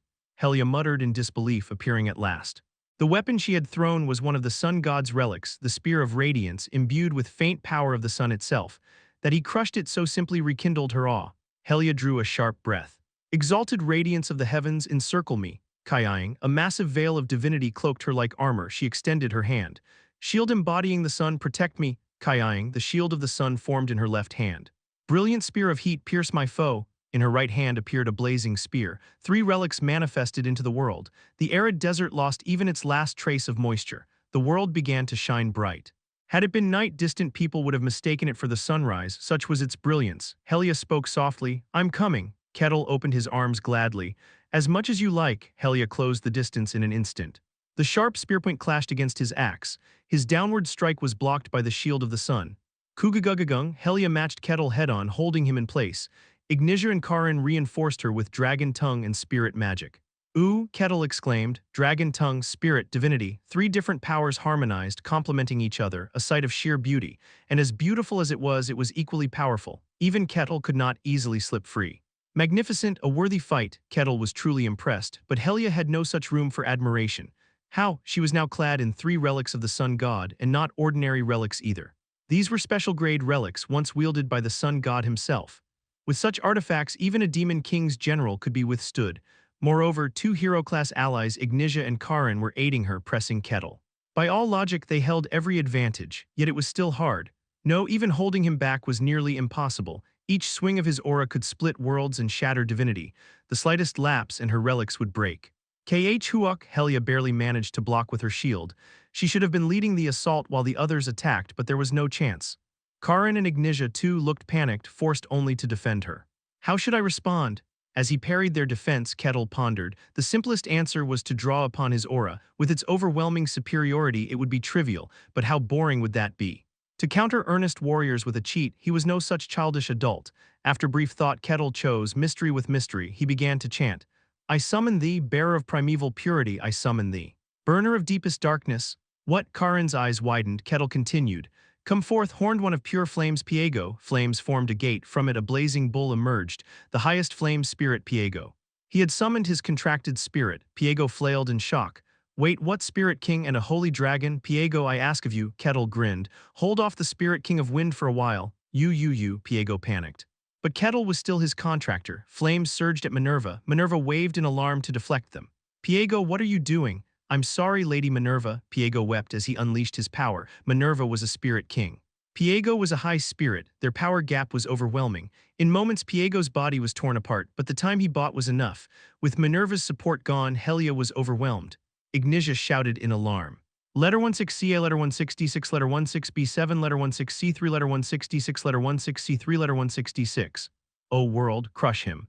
The great authority of Dragon Tongue manifested. The world itself sought to press Kettle down. Kettle laughed in response and spoke. Letter 166, letter 16B7, letter 16C3, letter 16D6, letter 16C3, letter 166, letter 16DF. O world, rise. Dragon Tongue issued from Kettle's lips, colliding with Ignitia's. The world fractured like glass. How Ignitia was aghast. How could Kettle use Dragon Tongue? But then she recalled. Long ago, when they had first met, she had taught him the words. Pardon me a moment. Ook, Kettle stepped on Helia's shoulder and leapt skyward. In an instant, he was at Ignitia's face. Not another word. As she tried to chant, his hand clamped her jaw shut, her massive maw crushed by his small hand. First Wud, his fist struck her stomach, her belly caved. A strangled scream never escaped her sealed jaws. He struck her head, twisted her neck, stomped her heart. Her huge body crashed to the earth. Quum, sand burst outward. Helia rushed forward in panic. Ignitia lay belly up, limp. She had been knocked out. Kettle grinned. Flying around was a nuisance. A dragon near immune to harm felled with just a few punches. Helia shuddered. Then next, Kettle bared his teeth and dashed toward Minerva, who was pushing Piego to force dismissal. She tried to respond, but his fist was faster. Poong, Minerva's wind body burst apart. She was a spirit, physical blows could not harm her, but Kettle's fists carried mystic power. Reforming her body would take time. By then he was already upon Karin.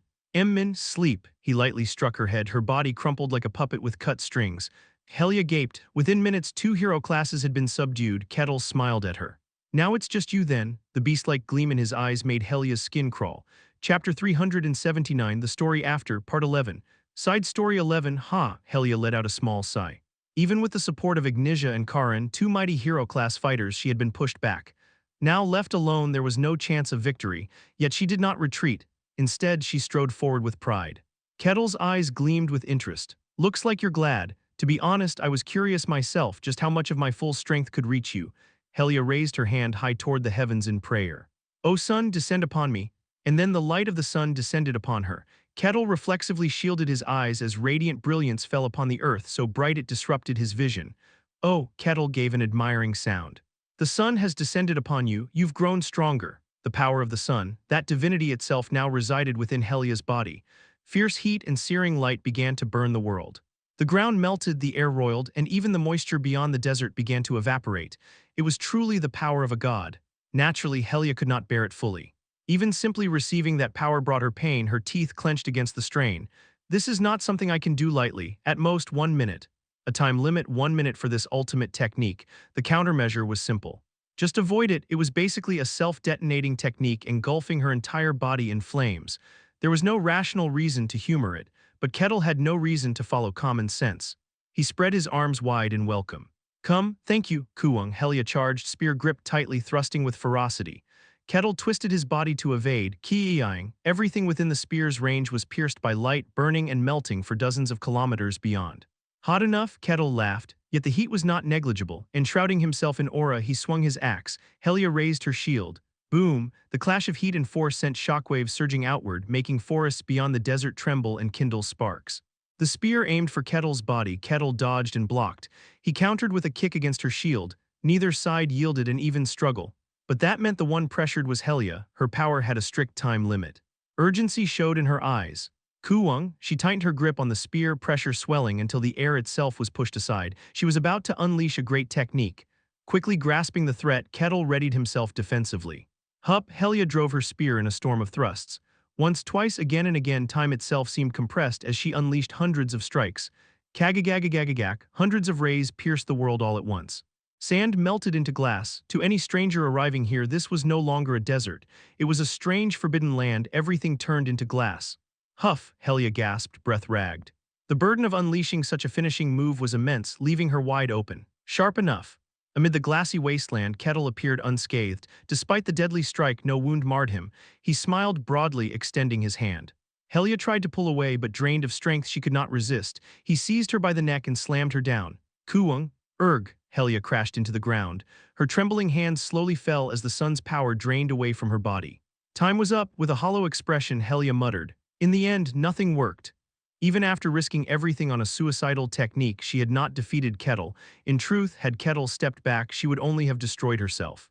It was Kettle's mercy that spared her. Even so, she had not been his match. Despair filled her. Kettle smiled gently. What nonsense, your power was tremendous, truly threatening. Empty words of comfort. It isn't comfort.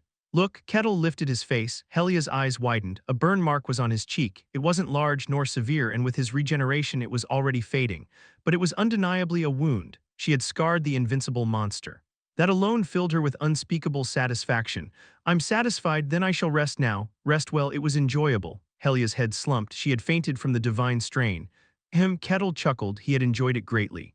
The combined assaults of Earth's greatest heroes and Helia's final desperate might, he had nearly burst out laughing through the whole battle.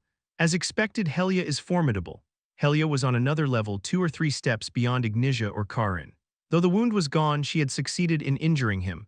She truly was one of the 2 strongest beings on the continent before his appearance, which begged the question, what of the other? Kettle turned his head. Tower Master. It's your turn now. You all worked hard, Crackle. The Tower Master appeared floating in the sky. He looked over the unconscious heroes and clicked his tongue. They look refreshed. Seems they all wanted a piece of you. Must have been hard to hold yourself back. And you just watched. Of the 5 heroes who had chosen to fight him, Bayern, Karin, Ignitia, Helia, and the Tower Master, Bayern had fought alone and lost to his own desire. Then Karin, Ignitia, and Helia had fought together only to be defeated. The Tower Master alone had not joined any battle, merely observing silently. They may feel slighted. I had no choice. The magic I created isn't suited for group battles.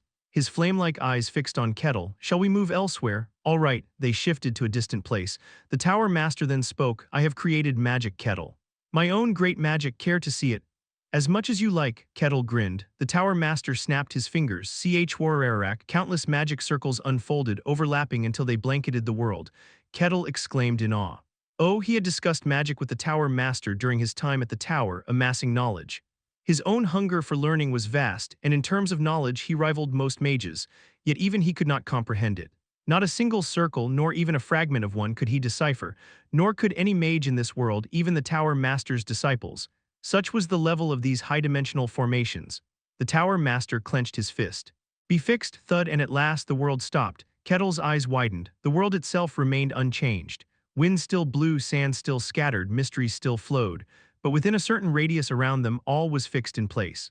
Matter held its position, the air stopped, even mysteries were frozen. No, it wasn't simply stillness. Space and time themselves were fixed. Woo-wash. Winds from outside struck the frozen world and solidified instantly. The drifting sand did the same. It was as if reality itself had been paused. Kettle murmured, "Tower Master, this is first time using it in combat. Seems it works well." The Tower Master's voice brimmed with pride. "This is the 11th class magic I created, world fixation." Heh, Kettle breathed in awe. The world itself was frozen around the Tower Master. This is the magic that scarred the serpent, an advanced form of it. He had heard as much, that with this new spell the Tower Master had wounded the eternal serpent. He had wondered, but seeing it himself he understood. You've embodied the laws of my world here, haven't you? Correct. Fixation of results. By analyzing Kettle's world, the Tower Master had forged a spell that fixed reality itself. Ha, remarkable. Kettle was sincerely impressed. Though the law was derived from his world, Kettle himself couldn't comprehend it. Only the Tower Master could wield such a miracle. Still, he could infer one thing. In a fixed world, anything unfixed must be rejected. Correct. The Tower Master raised his finger. It's needless to worry, but once activated I cannot control it, so don't die. With that, the frozen world stirred. To reject the unfixed being, Kettle, chajajajajajek, everything fixed in place surged toward him. Like a body rejecting a virus, the world sought to expel him as a foreign object. Kettle unleashed his aura. The frozen constants clashed against his world-destroying aura. Bababababam, the sand bristled and pierced at him. Kettle raised his axe to guard. The world screeched under the strain. It was absolute fixation. Not that things pierced, but that they had pierced. An absolute result. No Ignitia, no Karin, not even Helia could resist such an attack. Ha ha ha ha ha, Kettle couldn't help but laugh. No wonder you could wound the serpent, amazing. This nears the powers of those aberrations from beyond. I admit it, aside from me, you are the strongest on Earth. That's kind of you, though I'd rather be first. Sorry, but that's impossible. Kettle bared his teeth. His aura roared wildly. The frozen world tore apart, shattering. He stomped the ground, Kuwung destroying everything. He rushed the Tower Master. The Tower Master hastily seized the frozen mysteries. Aura and magic collided with a dreadful, otherworldly sound. Chapter 380, The Story After, Part 13. Side Story 12 Kagagagaga, the sand, the air, the mysteries, everything fixed by the Tower Master's magic, anything not fixed moved to exclude Kettle. Kettle laughed in response. Quadujujuk. He stomped down on the sand with his feet, punched away the air, and shook his body to shake off the clinging mysteries. But it wasn't easy. Even for someone with his overwhelming strength, he could not simply brush aside the attacks of fixed things, and that made it all the more enjoyable for Kettle. Ha ha ha ha ha ha ha ha, he burst out in mad laughter. Aura surged out and wrapped around his axe. Kayang, tremendous power was unleashed. Kettle's authority clashed with the fixed world. The mysteries, the sand began to shatter. Kook, the Tower Master groaned. The bones that formed his body cracked with ominous sounds. The world-fixing spell of an 11-class mage. He had barely managed to complete it, but it was still unstable. He could not maintain it for long. Yet Kettle not only withstood it, he was breaking apart the fixed world. The spell began to distort and collapse. After a brief hesitation, the Tower Master made his decision. Chwayajak. The fixed world began to shrink, folding in on itself. Kettle's eyes widened. Tower Master, don't die on me. The Tower Master clenched his fist. Kettle tried to escape quickly, but it was already too late. The world collapsed inwards, becoming a single point. Kujuk, Kudujuk. At the center of the crushed void, only a single black sphere remained. It was as if everything had been compressed into a single point, a state like the world before its birth. Huff, the Tower Master, exhaled heavily, compressing the fixed world into a single point. This was his most powerful spell. With this, he was confident he could kill even the serpent. Catching his breath, the Tower Master stared at the black sphere. I don't think this would be enough to kill him. At the very least, it should injure him. The Tower Master prepared another spell while waiting for Kettle to emerge, but no matter how long he waited, Kettle did not appear. The sphere remained there in solemn stillness. Kettle, a thought flickered in the Tower Master's mind. Could it be that he was buried and killed within the sphere? Impossible. The spell he created was of the highest order, yes, but Kettle was a being of an entirely different magnitude.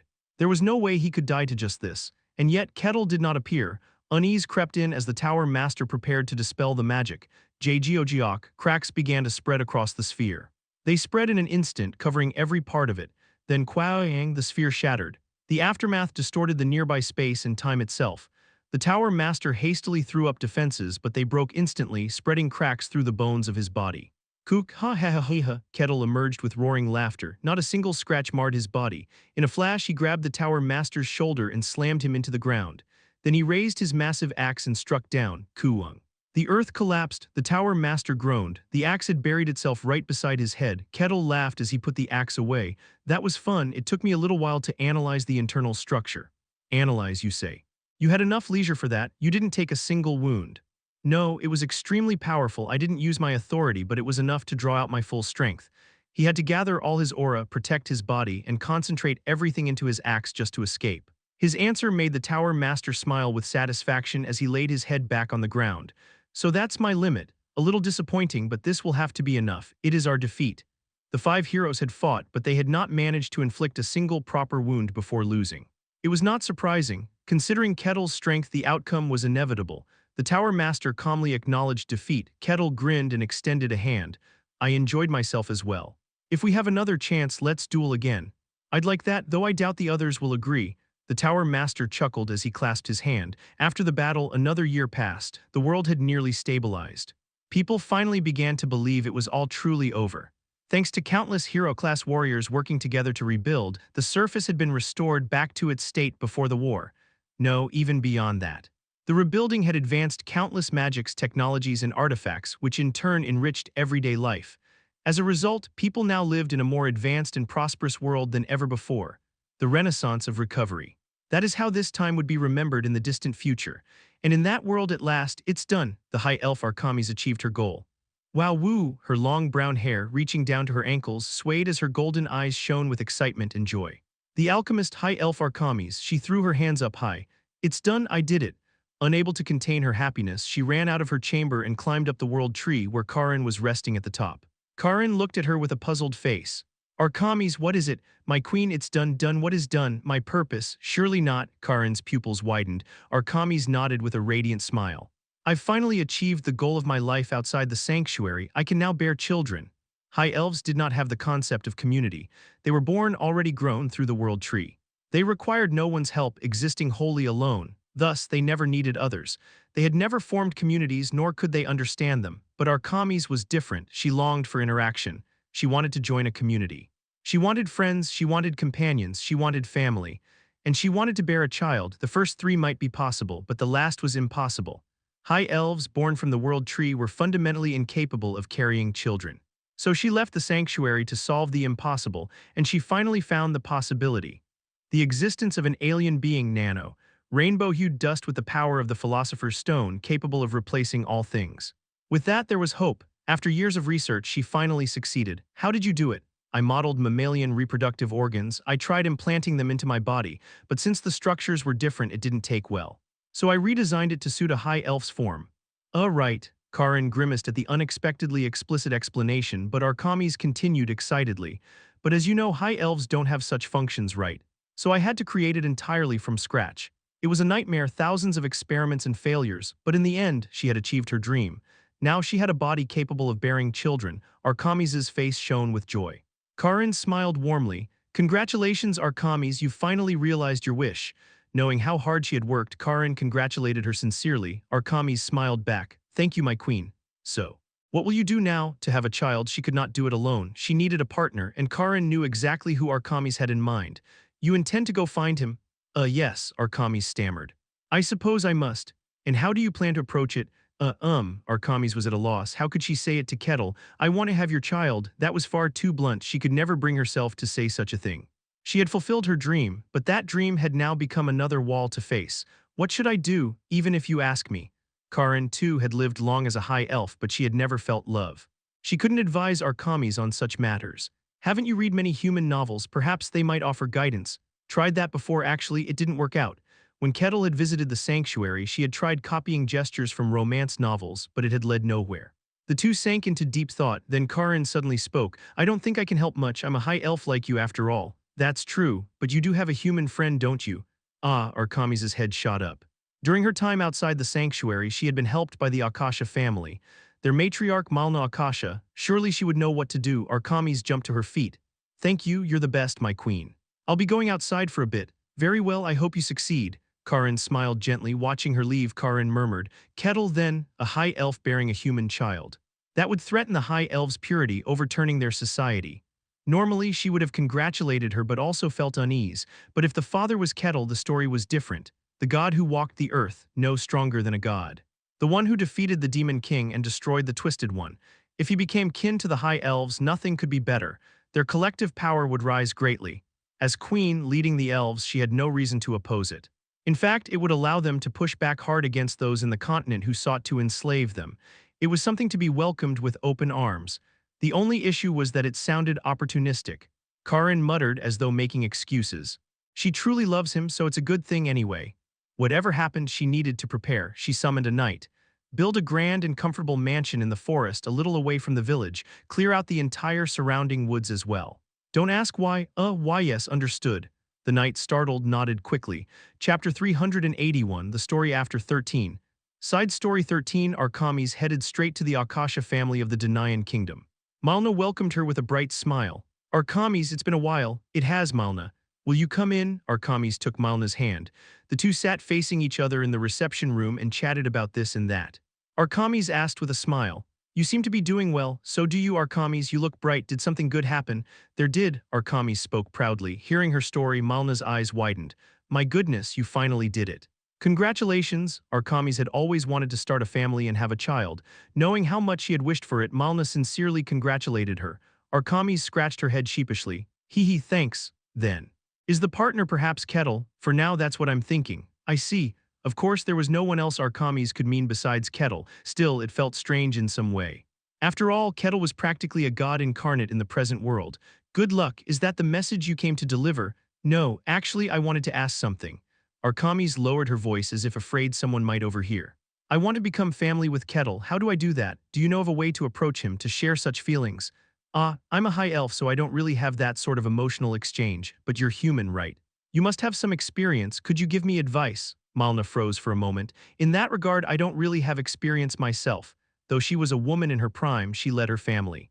She had no time to spare for personal feelings. Opportunities had come, but she had pushed them all away. When it came to love, Malna was not much different from Arkamis. Arkamis looked flustered. Oh. Is that so? I think it would be better to ask someone else for help. Someone else, but there's no one.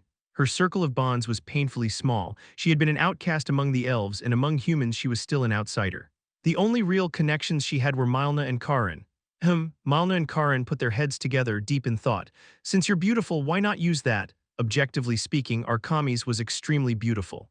As a high elf, she was nearly the embodiment of beauty itself, but Arkamis looked uncertain. Would Kettle care about that sort of thing? No, I guess not. Kettle was not someone who judged by appearances. Arkamis muttered in a discouraged tone. Come to think of it, I don't even know if he likes me. Sure, he liked her as a person, but whether that was love, she didn't know. Her face clouded. Malna hurried to comfort her. Don't worry too much, I'll help you. I may not have experience, but I've heard plenty of stories. Are really? Yes, of course it was only hearsay, but Malna pushed that aside and began giving her advice. Arkamis listened with shining eyes, and a few days later, Kettle came to see Arkamis with a cheerful face. Oh ho, Arkamis, been a while. Oh, long time no see, Kettle. Arkamis hastily raised her hand to greet him. Kettle grinned. I heard you called for me. What's the reason? Well, nothing much. Arkamis stammered out the lines she had rehearsed. You've been through a lot, haven't you? Going around helping people everywhere without asking for anything in return. Aren't you tired? Not really, it was fun. But you didn't get to spend time for yourself. I thought that was a shame, so Kettle. Would you like to go traveling with me? Travel? Kettle tilted his head. Arkamis nodded. I found some places I think you'd like. Let's go see them together. What do you say? That sounds great. Kettle smiled broadly. I didn't have anything to do anyway. Good timing. Thanks for suggesting it. It's nothing. Arkamis shook her head as if it were no big deal, but out of sight she clenched her fist. Yes, that was the conclusion she and Milna had come to after their long discussion. They had to go on a date. Only then could she build emotional bonds and learn Kettle's true feelings. So she invited him on a trip, and luckily he accepted without suspicion. Then it'll be just the two of us for a while, I'll count on you. Murakami smiled brightly and took Kettle's hand. It feels like this is our first time traveling just the two of us. Probably, it's been a while since we were alone. By the way, Arkamis, you look different somehow. I learned a bit about makeup. Her face seemed strangely more lively. Her lips were red and her pale skin was like white parchment. She asked nervously, "Does it look strange?" "No. It suits you, really," Arkamis smiled gently. This time she was determined to make him feel at ease and connect emotionally. A few hours into their trip, when mealtime came, she tried to start cooking. But as she pulled out the ingredients, she stopped. Kettle, just wait a moment, almost done." Before she knew it, Kettle had already taken the ingredients and nearly finished cooking. "Here. Eat up, okay." That's when she realized Kettle was actually an excellent cook. It was the same with everything else. Even when she tried to prepare the sleeping arrangements, Kettle moved first with practiced ease, setting everything up so comfortably it was no different from sleeping at home. Her plan was off to a shaky start. But it's okay, she told herself. It was fine. They would grow closer emotionally during the trip, and eventually they reached their first destination. "Ooh," Kettle exclaimed. Before his eyes was a cliff where the world itself seemed to be falling. Arkamis smiled as she explained. "This is one of the forbidden lands, the world's end. Incredible, a massive cliff where all matter tumbled down endlessly. A sight straight out of fantasy." As he marveled, Kettle soon noticed something odd. "But you called it a forbidden lands, I don't feel anything otherworldly." "Oh, it's not the same kind you encountered. It only looks like one, so it's called that. In truth, it's a natural phenomenon." "A natural phenomenon?" "Yes, it's caused by an overconcentration of mysteries. Strange as it looks, it still follows the world's laws." "Ooh, I see." Kettle listened with sparkling eyes. Arkamis said proudly, "The rest of the trip will be filled with such strange and wondrous sights. It'll be great fun. I'm looking forward to it," Kettle beamed. For the next several days, Arkamis and Kettle traveled together. They saw the world's end and many other marvels. Kettle was delighted, constantly amazed. But Arkamis' expression grew darker. It wasn't that she wasn't enjoying herself, it was that she was enjoying herself too much.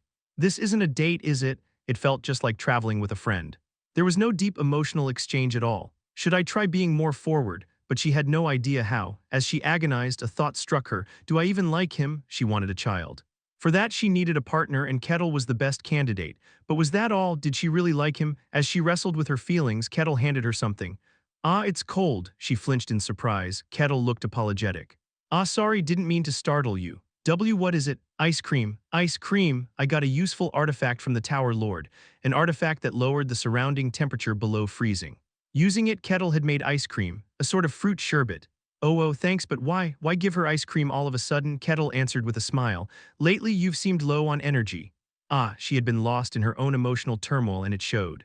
"A long journey can be tiring. I should have been more considerate. Think of it as an apology." "It's not like that. Arkamis, you're my friend." Kettle smiled warmly. "You're one of the few precious friends I have in this world.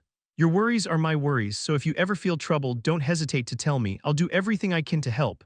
Arkamis stared blankly at him. In that moment she understood her feelings completely. She had always been alone, an outcast among the high elves, and little changed once she left. Among humans, elves were still outsiders. She couldn't form deep ties. Milna was her only real friend, but she was another woman.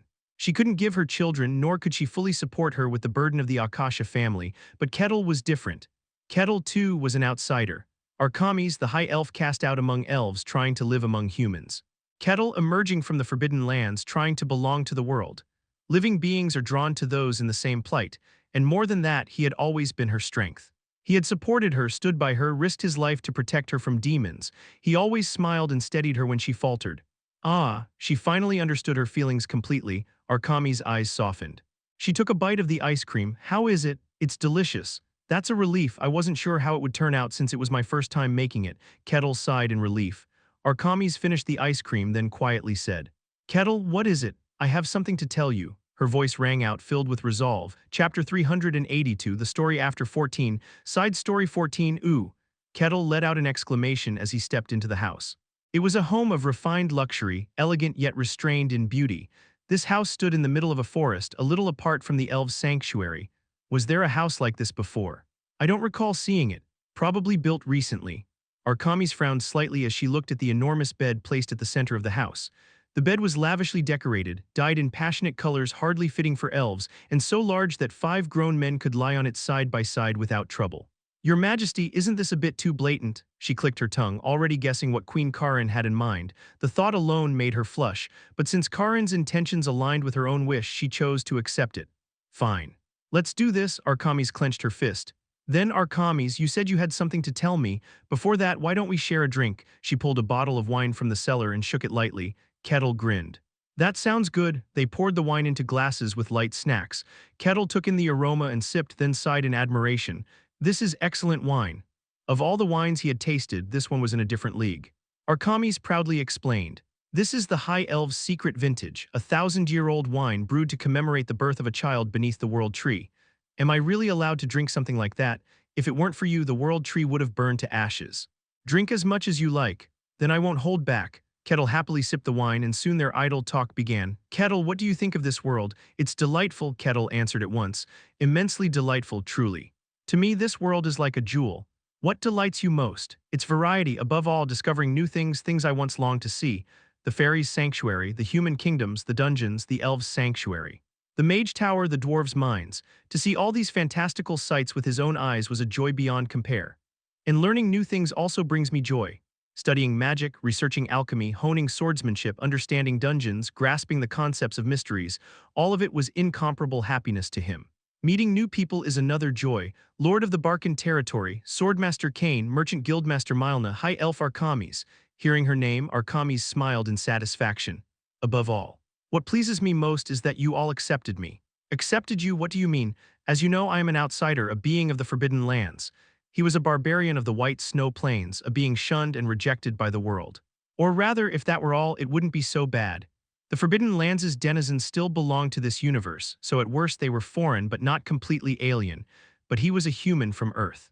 Not born in this world, but an interloper in the truest sense, an alien substance in the fabric of fantasy. He had always carried that thought. Arkamis was shocked. You really thought that way? She could hardly imagine it. Kettle was always bright, energetic, and straightforward with his emotions. Kettle explained calmly, I simply never showed it, but I always thought of myself as alien here. Did this fantasy world truly accept him? Had he not forced himself in, that worry always followed him like a shadow. But despite that, you welcomed me. When he defeated the old man, cleaned up the White Snow Plains, and returned to the continent, Milna, Arkamis, the Tower Master, Helia, the companions he had made in this fantasy world greeted his return. It filled his heart. It was the same feeling he had when he first left the White Snow Plains and stepped into the fantasy world. All thanks to you all, I sincerely thank you. Kettle bowed respectfully. Arkamis hurriedly waved her hands. No, Kettle, it's us who should thank you. If not for you, this world would already be destroyed. If you think so, I'm grateful, Kettle smirked. The mood dipped slightly. Arkamis swirled her glass and spoke slowly. Kettle. I'm like you, you remember my wish, right? I do. She had wished for friends, for family. It was for that wish she left the elves' sanctuary for the human world.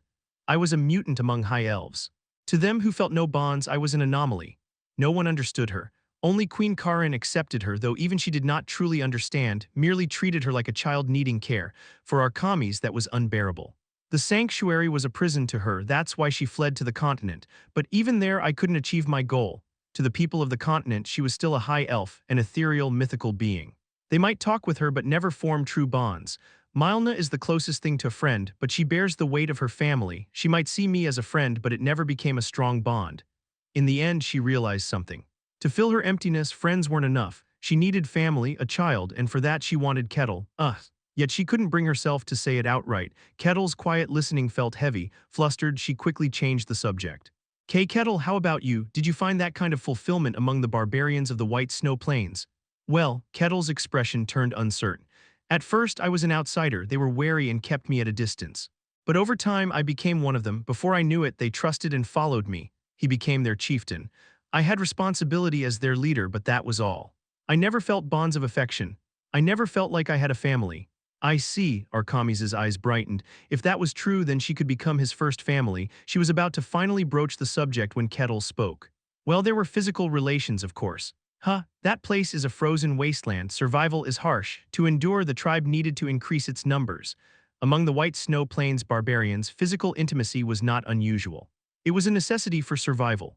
Arkamis froze. Kettle continued matter-of-factly. I had relations a few times, not many though. What? To learn that the man she had feelings for had been with others, half-dazed, Arkamis asked. Did you marry? Marry? No, there was no such ceremony. As I said, in that place such things weren't rare. In the tribe, everything was shared, not just belongings, but people themselves. From an outsider's view, it must look promiscuous. But in there, it was simply a means of survival. So you never had a wife? Never. And besides, those acts only happened in the very early days when I'd just arrived. Once I realized what kind of world I had come to, I stopped entirely. Even brushing off the clingy ones became bothersome. Kettle shrugged. Arkamis managed to calm herself. It wasn't so strange. Harsh environments often forced life into incomprehensible patterns. This was just one of them, though it is a bit shocking. But it didn't matter. Emotional bonds were absent anyway. And if Kettle said early days, then it was likely thousands, even tens of thousands of years ago, long before she was even born, so her course remained unchanged. Arkamis steadied her heart and calmed her emotions. Kettle. Remember when I told you my wish? I remember that wish. I've finally achieved it. Ooh, Kettle's eyes widened, then a joyous expression lit his face. Ooh, congratulations, Arkamis, you finally achieved your wish. It seems the rainbow powder I gave you truly worked. Yes, without it, it would have been difficult. Arkamis beamed and explained the theory. Though complicated, Kettle, with his modern knowledge, grasped it easily. So it's similar to an artificial womb. Congratulations, Arkamis, at last your dream is fulfilled. Thank you. Taking a breath, she met his eyes with determination. I want to make a family, Kettle. I want someone who shares a bond with me, someone who exists only for me, and I want to bear that person's child, to leave behind my bloodline and live in this world together. A beautiful ideal, I agree with it. And to have a child, one needs a partner. Kettle, do you remember what I once told you, that when I fulfilled my goal, I'd have something serious to say to you, and I asked if you would listen? At that time, Kettle had said he would gladly. Kettle froze now, realization dawning as he looked at her. Arkamis forced down her embarrassment and spoke. I want you to be that partner, Barbarian of the White Snow Plains. Kettle. Chapter 383. The story after 15. Side story 15. It was a confession of feelings. It was a proposal. It was a marriage proposal. Kettle closed his mouth. In the still silence, Arkamis' heart beat quickly. What is this? Did he dislike it? Was he perhaps hesitating to reject her? Had she proposed too soon? Should she have built more emotional exchanges first? Arkamis' head grew complicated. Trembling, she asked. Do you hate it? No, not at all. But Kettle's thoughts weren't that. No. What he felt first upon hearing Arkamis' words wasn't surprise, joy, or embarrassment. It was fear, hesitation, and rejection. I felt fear and hesitation. A being of fantasy had wished for a deeper bond with him. The fact itself shocked him. Why did such feelings arise? Kettle pondered deeply and soon realized. He had always wanted the beings of fantasy to accept him, not as an outsider but as one of them. That was a passive stance waiting for them, but Arkamis' confession was different. Now he had to respond. He had to take the active stance of stepping closer. It was not them accepting him, he had to accept them, and in that fact Kettle felt instinctive resistance. Was he ready to walk among them as one of them? No, he wasn't. To him, fantasy was like a brilliant jewel. Just being beside it, walking alongside it, made him happy beyond measure. Kettle had unconsciously ranked himself below fantasy. Realizing this, Kettle let out a dry laugh. To admire fantasy so much, yet to feel rejection when fantasy drew closer, what irony. So I still haven't completely accepted it, huh? Kettle, Arkamis called nervously. His face shifted from troubled to refreshed with a smile, his feelings unreadable. Arkamis, why yes, I don't know much about love, or rather it has faded for me, countless years. Endless, immeasurable years he lived in the white wastes, sustaining his spirit only through longing for fantasy. Other emotions had long since withered. Your feelings mean a great deal. But I am not prepared to accept them fully. Kettle had refused. Arkamis' heart sank, but then his next words widened her eyes. So for a time I may not be able to satisfy you completely, still I'll try. I'll try to revive my emotions. If that is still acceptable, then gladly I accept. Arkamis' eyes widened as much as possible, then filled with joy. Thank you, Kettle, and I thank you. Arkamis had accepted Kettle as an individual. That was a blessing. Then is it all right? Yes, it's all right. Kettle took her shoulders. Arkamis slowly stood. Flustered yet careful, she closed her eyes. Their bodies overlapped. The next morning. Kettle opened his eyes in bed. Beside him lay Arkamis. Kettle, she mumbled in her sleep. Kettle chuckled softly. To wake and find someone at his side, there was a curious sense of fulfillment. Family, Arkamis had become family. Realizing that, her brown hair and clear features felt different closer. He rose and went to the kitchen. While preparing food, Arkamis rubbed her eyes and walked over. Kettle, you're awake. Yeah, are you all right? Yes, a little awkward but fine, hee. Arkamis smiled brightly, full of happiness. Finally, she had finally gained a family. The lifelong wish she had held was fulfilled. After their meal someone knocked. Outside stood Karin. Judging by your faces, things went well. Congratulations, Arkami's kettle. Thanks, but your majesty. Wasn't it too blatant? You built this house, didn't you? Well, isn't it a good thing for both of you? Karin smiled. Everything had gone to plan, she asked. Congratulations on your bond. Will you hold a ceremony? There's no need, right? Kettle wouldn't want that, but Kettle shook his head. No, I ask you to arrange it. Huh, really? It's troublesome, yes. But I believe it necessary. It would be the act of Kettle as an individual truly belonging to this world of fantasy. Karin understood and nodded. Very well, where shall it be held? The Barkan territory. That would be fitting, the land of the first humans he met. There the wedding would be proper. Karin agreed. Time passed busily. Many came to offer congratulations. The first was the Tower Master. You marrying. I thought you'd wander the world alone forever. That wouldn't be so bad, but then I wouldn't have put down roots here. Ah, I see, the Tower Master understood. It's a good thing to have a place to return to and someone who welcomes you. That's why I built the tower, don't neglect her. Thanks, I'll do my best. Then truly, congratulations, I sensed you wrestled with this. May this decision give you rest. Next came Helia, the sun god's saintess. She looked at Kettle curiously. You're marrying to a high elf. Yes, is that a problem? No, just not exactly. With the empire gone, the tower, the sun god's church, and the earth mother's church were the strongest factions. Kettle marrying into the elves tipped the balance heavily. The elves would become the most powerful. The high elf queen outplayed us. Helia had intended to recruit Kettle herself, starting with the Inquisitor Aquez, but she had been preempted. Still, she set aside her bitterness and sincerely offered, Congratulations, Kettle, you deserve happiness. Live as a true member of this world. Thank you, Kettle smiled. Then came Milna, astonished. So you and Arkamis really are marrying. Honestly, I never expected it. Nor did I, but I should cheer for my friend's happiness. Please don't make her grieve. You needn't worry, I'll do my best. Then congratulations, Kettle. You know, we've known each other quite a long time. That we have. From first meeting in the White Wastes to reuniting in the Kingdom of Denian, their ties had continued till now. Kettle thanked her. Thanks. You helped me adjust to the outside world more easily. I should be grateful. Without you, I'd have been killed by assassins. That did happen, didn't it? The assassins had targeted her, and Kettle had eliminated them in advance.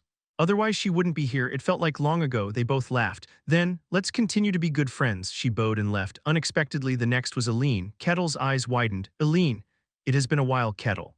I am Aline Mavlixi Ludian, Queen of Ludian, the princess who had been replaced by Nanatek. Now the queen bowed politely. Have you been well? There are troubles, but I've managed. You seem happy. I am happy, Kettle smiled. And you? I am not happy. Her reply was immediate. She was no longer human, perhaps not even Aline anymore. She was a replacement, a counterfeit, but neither am I unhappy. She had accepted herself. Kettle, you once told me. If you can't find an answer, then set a goal. If you succeed enough to deserve your reward, then that will do. Ah, I did say that. Whether it is a reward or not, as I am now, only as I am now can I say this to you. Her clear eyes met his. You are of this world, never doubt it.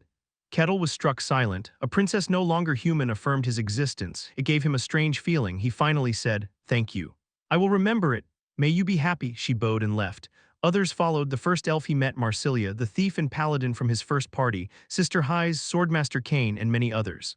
All the bonds Kettle had made in this world came to bless his marriage. At last the ceremony began. In Barkan territory, Kettle greeted the Lord. Luke Barkan, long time, indeed. The world is full of surprises. A barbarian who once visited his land was now a hero known across the continent. Luke stepped aside with a laugh. Welcome, shall you see your bride, please? Kettle entered the grand hall to the bride's chamber. There Arkamis awaited in her dress. She greeted him brightly. Kettle, you're here, how do I look? She spun, her dress swaying elegantly. Kettle was overwhelmed, emotions rising. Without thinking, he embraced her, her face flushed red. Kettle, what's wrong? Nothing, I'm just happy. This happiness was different from before, not just joy at fantasy's beauty, but fulfillment, rootedness. Happiness like planting one's feet firmly in the earth. Flustered, Arkamis embraced him back. It's almost time. Shall we go? Kettle stepped back, extending his hand. Arkamis took it. Kettle smiled. This was no longer fantasy. This was his world. Here he would live. Here he would put down roots. Here he would build a family. Here he would raise children. His bloodline would walk this world. At last, he would be one of this world. Kettle, the outsider from Earth, the barbarian of the White Wastes, had finally truly become a member of this world. Chapter 384, The Story After 16. Side Story 16, the capital of the Denian Kingdom. Its people were bustling about, carrying various devices and scattering throughout the capital. Move quickly. This has to be finished before nightfall. Swordmaster Maximus stood on a platform, directing them. At the command of the great Swordmaster, the people worked even faster. Someone approached his side. Is everything going well? You've come, your majesty Barbossa, Maximus bowed respectfully. Barbossa, king of the Danaan kingdom, stroked his chin as he gazed over the capital. How is the progress? It is nearly complete. People were installing various devices across the city. Street lamps were being raised one after another, and in the very center of the capital, a towering structure like a giant tower was rising. From the tower, long cables stretched into the air as if connecting something. Maximus spoke. If there are no major issues, it will be completed before nightfall. That's a relief, your majesty. I don't mean to doubt, but Maximus's face held hesitation. Is this really possible? His tone implied worry that all their work might be for nothing. Barbossa gave a bitter smile, unable to fully deny it. I heard it from the tower master himself, but honestly I don't know. With my shallow knowledge, I can't imagine it working. Do you doubt me? A quiet voice rang behind them. Barbossa and Maximus flinched and spun around. Ma master, tower master. You children's minds have already grown rigid. The world changes and moves forward. What will you do if you're already this inflexible? The tower master chuckled. Though neither man was young, to the immortal lick they were as infants, Barbossa hurriedly explained. And no, that's not it. It isn't that we doubt you. Enough, it is natural to question such an unprecedented undertaking. He waved his hand. Preparations seem about done. Let us begin. Yes, Tower Master, we are truly grateful, Barbossa bowed deeply. To think you would grant our kingdom the first use of your newly created magic. Everything being prepared was to activate the Tower Master's magic. The new magic of the mighty Tower Master, if applied to the Danaan capital, would elevate the kingdom's stature immeasurably. Don't thank me too much. As you said, we don't yet know if it will work. If it fails, the spell could explode. What? Explode across the entire city? Barbossa's face went pale. Tower Master, if something happens, I'll do my best to contain it. Don't worry too much. Why your best? He hadn't said it wouldn't explode. Barbossa's complexion drained of all color. Night fell. Darkness engulfed the world. The faint glow of cheap artifact street lamps gave little comfort. In the midst of the darkness, the Tower Master snapped his fingers. Magitech activate. An 11th class spell surged forth. The massive tower in the city center roared to life. Whirr. Mystic energy coursed through the tower, flowing into the intricate devices and producing results. And then, blink. The top of the tower lit up like a lighthouse. It shone like a giant bulb. Soon, one by one, the street lamps throughout the city blazed with brilliant light. Unlike the weak ones before, these shone brightly. In the endless dark, the Danaan capital alone gleamed like day. Ooh, ah, the citizens cried out in awe. The Tower Master whistled. It worked without issue, thank goodness. Barbossa wiped cold sweat from his brow, then looked at the radiant city in wonder. Unbelievable. It's real. The fact that the city lit up wasn't by itself shocking. At his level, the Tower Master could have conjured such a result with a snap of his fingers, but Barbossa's eyes shone as if witnessing a miracle. Because the tower was not an artifact, it was a machine, a complex device that received mystic energy and output light. I heard your explanation, but I still don't quite understand. What was the principle again? Normally, mystic results are fluid. To use artifacts, one must be able to handle mystic energy directly. That was why mysticism had always been the power of the chosen few. But the Tower Master had found a way to fix mystic output. Using knowledge from Kettle, he had created a generator that stored mystic energy and outputted it as a stable result. Mysticism was no longer only for the gifted few, it became a benefit for all citizens. For now, we only produced light, but with development much could change. He imagined generating heat to warm homes, extending lights to roads beyond the capital, even building the trains Kettle had described. Interesting indeed, perhaps I should form a new school of study. The Tower Master's voice was thrilled, his scholarly passion ablaze. The generator gradually quieted, then the lights went out, darkness returned and the people groaned. Barbossa turned to the Tower Master in alarm. Tower Master, the mystic energy has run out. Maximus, if you charge it, it will work again. Any who can wield mysticism could recharge it. Have the kingdom's mages replenish it regularly.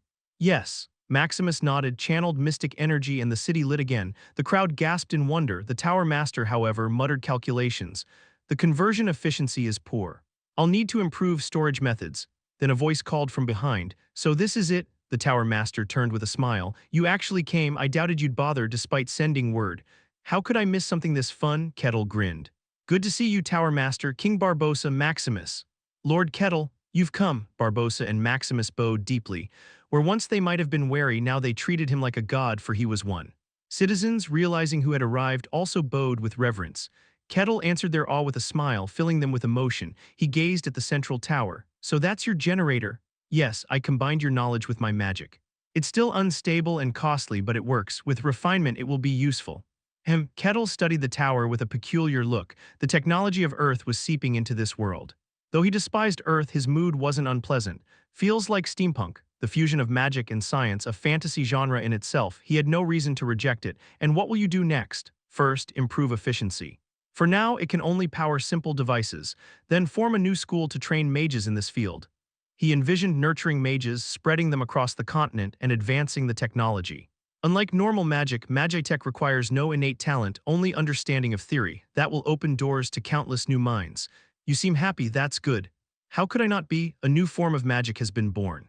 The world will change, advance more than ever before, even beyond the days before the demon lord and otherworldly invasions.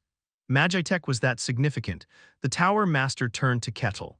And it's all thanks to you. Kettle had saved their world, shared knowledge, and changed their future. The Tower Master sincerely expressed his gratitude. Kettle only smiled and shook his head. I should be the one grateful. Thanks to you, every day is fulfilling. As they shared warm words, a strange noise rattled from the central device. A burst of smoke hissed out. Tower Master, something's wrong, Maximus cried, overheated. It needs repairs. In that case, I'll take my leave. Good luck. Very well, by the way. Before Kettle departed, the Tower Master asked playfully, Are you enjoying yourself? Kettle smirked knowingly. I am very much so, that's good. May you remain happy then. Now off you go, you're a busy man. The Tower Master chuckled. Kettle gave a faint laugh and leapt away. In an instant, he crossed the continent and landed before a home nestled in the elves' sacred forest. The door opened, brown hair fluttered, and golden eyes widened at him. You're back, Kettle? I'm back, Arkamis. Kettle smiled warmly as he stepped inside. Chapter 385, The Story After 17. Side Story 17. Kettle stirred, slowly waking from sleep. The soft bed enveloped his entire body. Out of habit, he reached his hand to the side, but unlike usual, there was nothing to grab. He opened his eyes and sat up. Oh, you're awake. From the kitchen, Arkamis was cooking. Dressed comfortably, she moved with practiced ease as she handled a pot. I wanted to have it ready before you woke up, but I'm a bit late. Breakfast. This time I wanted to try making it myself. I'll enjoy it then. Kettle smiled as he sat down. He scooped up a spoonful of stew from the pot and put it in his mouth while Arkamis watched nervously. How is it? It's good. Maybe just a bit more seasoning would make it perfect. I'll try that next time. Arkamis relaxed and smiled warmly. After the meal, Kettle cleared the dishes. When he went to find Arkamis, she was in her workshop fiddling with something. Sitting down behind her, Kettle asked, Still needs adjustments. Arkamis spoke in a vague tone. I've got the shape down and the function working. But the fine-tuning isn't easy. Arkamis wanted to have a child. For that purpose, she had successfully created an artificial womb using nanotechnology. But just because it was complete didn't mean pregnancy would immediately happen. The device was built, but to work properly, countless minor errors had to be corrected. That process could only take time. In the end, it needed repeated trials to confirm if there were problems. Kettle gently reassured her. Don't be too discouraged, I'll help you. Arkamis nodded vigorously. From then on, life settled into a rhythm. She spent her time testing. If it failed, she would go back to adjustments. Kettle stayed beside her, helping and supporting however he could. Months passed like this. Arkamis, with a slightly anxious expression, asked one day, Kettle, aren't you bored? For months, he had never left her side.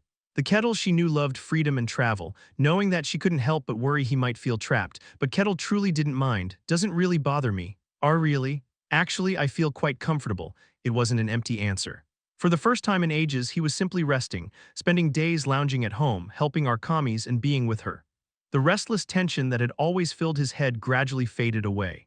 It wasn't unpleasant, rather it felt like he had finally found a sanctuary, a place to rest. Arkamis, you and I are family, a bond to last a lifetime, closer than anyone else. In a family, you lean on each other. No calculations, no strings attached, you just stay together. That is what family is. Don't hesitate, rely on me whenever you want. In fact, that's what I want. Really? With a giggle, Arkamis threw herself into his arms. Kettle smiled as he embraced her. Time passed on. Despite her continued efforts, Arkamis made little progress, and eventually she was the one who grew tired of it first. She sprawled out on the bed, groaning. Truthfully, she wasn't the type who could sit still for long either. Leaving the elven sanctuary had been partly because their values didn't align, but also because she had been too bored. While rolling around, a thought struck her and she asked Kettle, Kettle, you lived in the White Wastelands, right? That's right. How long did you stay there again? I don't know. Kettle shook his head. It had been too long. So long that he couldn't even measure it. The only thing certain was that it had been far beyond any human sense of time. Arkamis leaned closer with curiosity. So, how exactly did you live there? She had heard a little before, but never in detail. With nothing else to do, she thought she'd listen to his story. Kettle hesitated. For him, they were unpleasant memories he had no desire to revisit. No, not anymore. Now he was free. He belonged to this world completely. There was no longer any reason to turn away. Kettle began. You know my past before the White Wastelands, right? Yes, I know. Kettle was not native to this world. He was an outsider from an entirely different universe. Our commies knew this much, having heard it from him directly before. Calmly, Kettle continued. In that world I prayed, please, please let me escape that wretched hell. A world with no wonder, no magic, no dragons, a colorless hell. Please let me leave and go to a world of fantasy. Every night he prayed, and one day that prayer was answered, but in a twisted, alien way. As always, he prayed for hours to no one in particular, and then he fell asleep. When he opened his eyes, a chill. A horrifying cold cutting into his flesh, freezing his lungs until they burned. His whole body felt frozen to the point he mistook it for heat. What's happening? He panicked. Just moments ago, he had been sleeping in his room. Forcing his frozen eyelids apart, he finally managed to see, and there was his body half buried in a glacier. First quest. Survive for 1 week. A system window suddenly appeared before his eyes. But there was no time to make sense of it. His body was freezing solid, his skin turning blue. If he didn't break out of the glacier immediately, hypothermia would kill him. Struggling desperately, he forced his body to move. An RGH crack, the glacier trembled. A hairline fracture gave him just enough space to move his hand. He struck the ice wildly. Crack, the crack spread further. He slammed down with all his strength. Crash. The glacier shattered and he tumbled free. Shakily, he propped himself up on the ground. He had escaped the glacier, but barely. The deadly cold still clawed at his body. He pressed himself against the broken ice, shielding against the wind. What is this? Dazed, he looked around. An endless land of glaciers. Everything was white. Even behind the ice, the freezing winds made him shiver uncontrollably. Just moments ago, he had been asleep in his bed, so why was he here? But then a thought struck him and his eyes lit up. Could it be? His heart pounded with excitement, heat rushing through his veins against the bitter cold. He clenched his fist. Could it be? Finally, had he finally arrived in a fantasy world? Had his prayers been answered at last? His eyes shone with ecstasy. Wait a second. Our commies, listening intently, raised her hand with an incredulous look. Are you saying you liked that? Suddenly waking up in a frozen hell where he almost died, he enjoyed that. She couldn't fathom it, but Kettle simply nodded as if it were obvious. I thought I'd been transported to fantasy at last. Why wouldn't I be happy? But you could have died there. Even so, it wouldn't have mattered. To die in the fantasy world he had longed for, that to him would have been a perfect ending. Arkamis was speechless. She thought she understood his yearning for fantasy, but clearly it went far deeper than she imagined. Kettle shrugged. Well, it didn't take me long to realize I was mistaken. Scree, something alien. A grotesque lump of slime rushed at him, trying to engulf and dissolve him. He gripped his axe. With one strike, he split the slime in two. Screech, but it didn't die. Instead, it divided two masses, trying to smother him. Annoyed, he stomped the ground. Boom, the impact sent the slime flying. With a rough swing of his axe, he shredded it into over 100 pieces before it finally stopped moving. He picked up a piece and stuffed it into his mouth. The vile, nauseating taste twisted his face, but if he didn't eat, he wouldn't survive. He gazed out across the horizon, a boundless white expanse. He walked and walked, but there was no end. And the creatures he encountered were not fantasy monsters, but bizarre, unidentifiable abominations. After several days, a thought entered his mind. This place. Was this really the fantasy world he had wished for? A place of dragons, elves, and magic. So far, it was nothing of the sort, just a ruined, alien wasteland. No, impossible. This had to be the fantasy world. There was no other possibility. He forced himself to reject the doubt and gripped his axe tighter. Crack, the glacier broke beneath the axe's edge. He popped a shard of ice into his mouth, crunching down. His gaze drifted to the axe in his hand, gleaming with strange embedded crystals. This really is a good thing. It was an odd weapon he had found beside him after waking in the ice. He didn't know why it had been there, but it was sharp and durable, an invaluable tool. Unbeknownst to him, the axe was a monster itself, a monstrosity that had already fused with his body, slumbering within. To Kettle, though, it was simply a lucky find. After a moment's thought, he resumed walking. No, not yet. It hadn't been that long, just a few days, too soon to judge. Perhaps he had just landed in some remote part of the fantasy world. If so, then he just needed to get out. Yes, surely that was it. Believing so, he pressed on. And at the end of it, I found them. Kettle's voice lowered. My kin. The Barbarians of the White Wastelands. Chapter 386, The Story After 18. Side Story 18. According to you, that's when hell truly began, right? In the past, Kettle had once told Arkamis about his past. That meeting his own kind was, ironically, the start of hell. Kettle gave a bitter smile. It was. When he first met a barbarian, he couldn't have been happier. Unlike the strange creatures he'd always encountered, this one was human just like him. Through conversation, he intended to ask what this place was and how to escape it. "What are you?" the barbarian asked with a puzzled look. The language he spoke wasn't Earth's tongue. Yet Kettle understood perfectly, as if his body itself remembered. He stammered as he opened his mouth. "I am," his name surfaced naturally. "I am Kettle." Kettle, the barbarian looked as if he had never heard such a name. Kettle smiled brightly at the sign that communication was possible. "Nice to meet you, truly it's great to meet you." At last he'd met a human, not a monster. At last he could gain information. Overjoyed, Kettle hurriedly asked, "Are you a barbarian? You look like my kin. Do you live here? Do you perhaps know a way out?" "Way out?" The barbarian tilted his head, not understanding. Kettle pressed again. "This is the wilderness, isn't it? A place unfit for people to live. I want to get out of here to the outside." "Outside? What's that?" the barbarian asked back, as if he didn't even understand the concept of outside. Something was wrong. The conversation didn't align. Kettle's face stiffened. The barbarian, unconcerned, grabbed his axe. "But more importantly, you're new here. You look like you've got some strength." He bared his teeth, and in an instant, killing intent surged. Kettle stepped back. "Wait, die." The axe came down, aiming to split Kettle's skull. He barely managed to raise his own axe in defense. "So from the very first meeting he tried to kill you?" "That's right." Hearing the story, Arkamis asked with a grimace. Kettle nodded. "That's the kind of beings those barbarians are. You know it as well."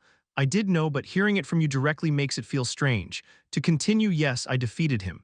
The barbarian had laughed heartily, telling Kettle to kill him. Of course, Kettle had no intention of doing so. Instead, he bombarded him with questions. Strangely, the barbarian answered them, perhaps thinking it was the victor's right. Kettle's questions were simple: how to escape this place. Do elves exist in this world? Do dragons exist? Does magic exist? The barbarian's answers were equally simple. "What do you mean escape?" "No, no, what's magic?" At that moment, Kettle realized. The world he had entered was not a fantasy. It was nothing more than a wretched hell. "After that, I was as good as dead while still alive." Through the barbarian, he joined the tribe. He asked others as well, but the answers were no different. Kettle completely gave up. This was hell. It was punishment for presumptuously hoping for fantasy. Thinking so, he abandoned everything. "Of all my years, those were the most horrific." Looking back now, it was a miracle he hadn't killed himself. More precisely, he didn't even have the energy to. He merely waited for death to eventually come. Then change arrived. "The explorer," Arkamis said. Kettle nodded. "The first person who brought me brilliant hope." Whoosh.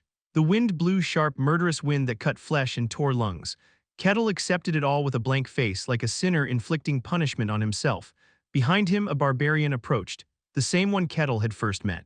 "What are you doing? Get lost." Kettle's reply was curt, but the barbarian was used to it. "Mealtime soon, eat it yourselves." Weird guy. To the barbarian, Kettle was strange. He neither sought food nor enjoyed battle. He looked human but was entirely different. The barbarian left without much care. Kettle stared blankly after him, then thought to himself, "Should I die?" Dying wasn't hard. One strike of the axe to his own head would end it. He had thought it 1,000 times, but never acted. He didn't even have the will. "Gods, is this my punishment, to wait helplessly here for death?" He sighed and trudged back toward the barbarian village. Whatever else, he still needed food to survive. On the way, he noticed something strange. The village was noisy. That wasn't unusual. Barbarians always fought and killed. Silence was the strange thing, but today was different. The noise wasn't the din of battle. It sounded confused, unsettled. Puzzled, Kettle entered. Barbarians were crowding around something. "What is this? Kill it or not? Looks half dead already." "Worth killing? What even is it?" "What are you lot doing?" Kettle smacked one barbarian's shoulder. The man looked bewildered. "Don't know, something came here." "Something?" Kettle pushed through the crowd. His steps stopped. Inside lay a man, collapsed on the ground. He had managed to crawl this far but fainted at the end, but that wasn't what mattered. Kettle couldn't help but utter a sound. The man wore a thick fur coat, on his back a leather pack. On his feet, boots studded for walking on ice. In his gloved hand, a square leather object. What's he holding? No idea, the barbarian speculated, but Kettle knew immediately it was a book. Drawn as if by enchantment, Kettle approached. "Hey," he shook the man's shoulder. No response. Urgently, he shook harder. A groan escaped the man's lips. Alive, Kettle's eyes widened. He shouted within himself.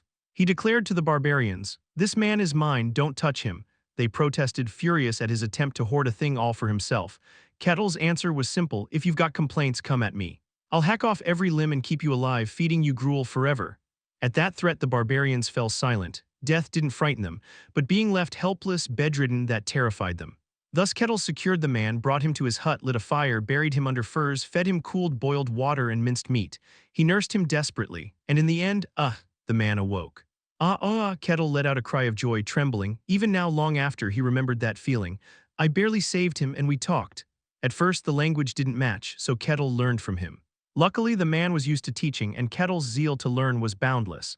Within days, they could converse simply, and from those conversations, Kettle realized the gods had granted his wish. Beyond this snowy hell, there truly were elves, dragons, and magic. It was a fantasy world. At the moment hope bloomed in despair, Kettle's dead heart stirred again. He and the man talked endlessly, and his conviction grew.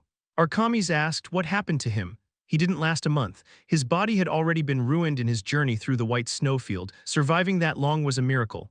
Kettle regretted it deeply. He had wanted to learn more about the outside. He remembered their final conversation.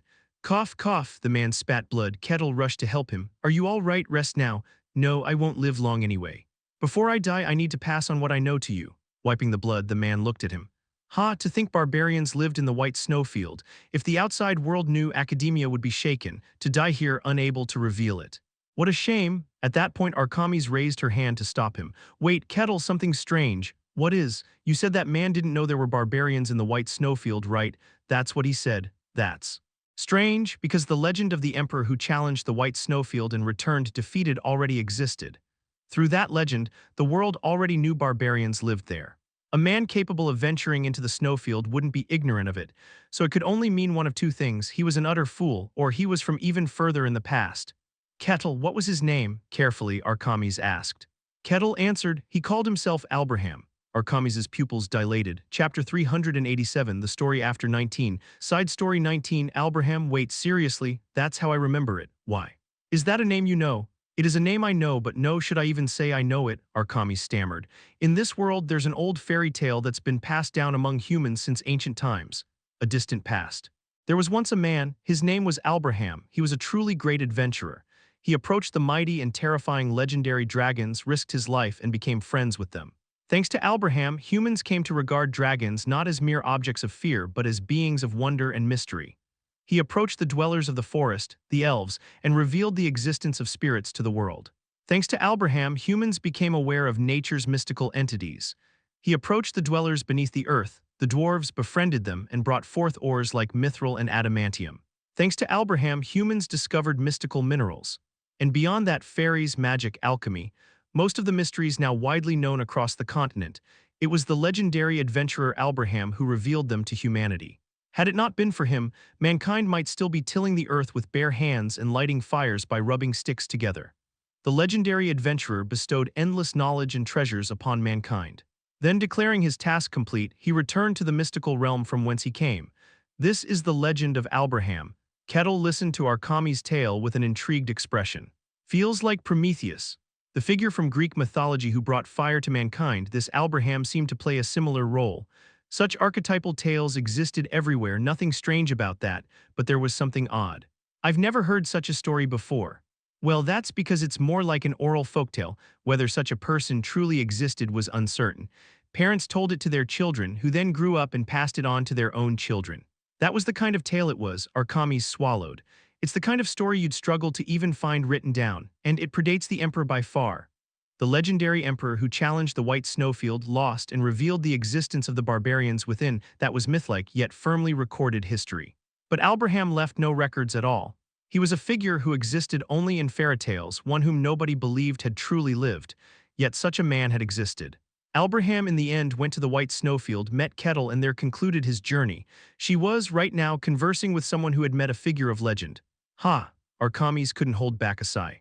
She had known Kettle was from long ago, but never imagined he had met one who appeared only in fairy tales. She suddenly realized every word she shared with Kettle right now held the weight of priceless treasure for historians. It almost felt selfish to keep it all to herself. So, what happened after that? Archimedes asked, suppressing her excitement. Her eyes glittered. Kettle chuckled and continued. Abraham gazed at Kettle with eyes full of wonder. And above all, your very existence is extraordinary. Abraham had only taught Kettle language for a week. Given the circumstances, it had been rushed and lacking in resources, a crude form of instruction. Yet Kettle was already conversing smoothly. He could rightfully be called a genius, but that wasn't the most important part. You're intelligent, capable of dialogue, logical, you know how to speak in ways that persuade others. You hold values, your own convictions, and more than that, you possess countless knowledge that I don't. Kettle had shared countless conversations with Abraham, including some about Earth. The other barbarians here are nothing like you. You're unique. Even as he lay dying, Abraham's eyes sparkled with fascination. I've journeyed far and long but never encountered a being like you. You are the most extraordinary existence among all the mysteries I have ever seen. A distant past. The first fantasy being to meet Kettle had evaluated him so. Maybe, but Kettle had not accepted it. To me, everything you say is the true mystery. Haha, for you right now, yes, cough, cough, Albraham spat blood again. This time it was black. Kettle forcibly laid him down. Rest, tell me the rest tomorrow. If tomorrow comes, how sad that I won't see you step outside. Whether I'll ever leave is uncertain. No. You will, Albraham spoke with conviction. Someone like you will never fail to achieve your goal. I swear it on my name. Someday you will leave this place and fulfill your wish. Thank you, Kettle gave a short reply.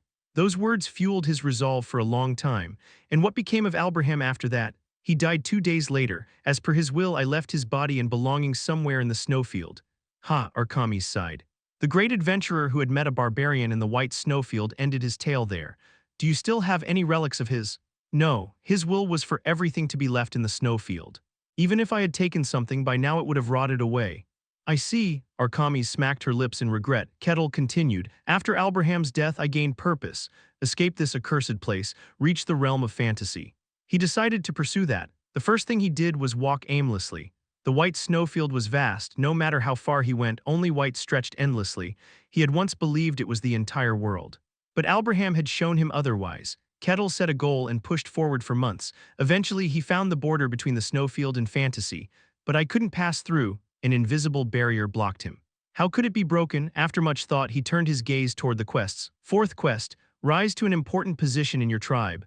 At first, he had ignored the quests, thinking the world meaningless, but now things were different.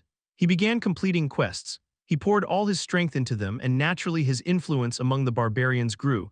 He gained power far surpassing theirs, and the tribe expanded rapidly. Much time passed.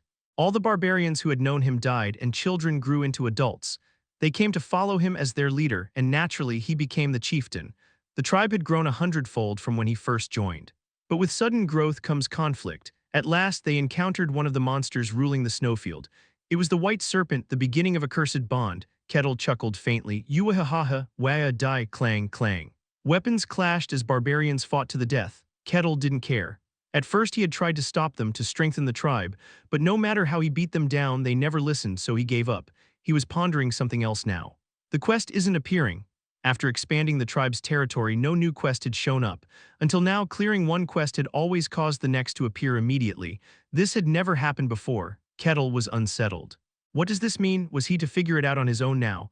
While he was deep in thought, his expression suddenly changed. Something vast had arrived, not in mere size but in overwhelming presence that crushed the world.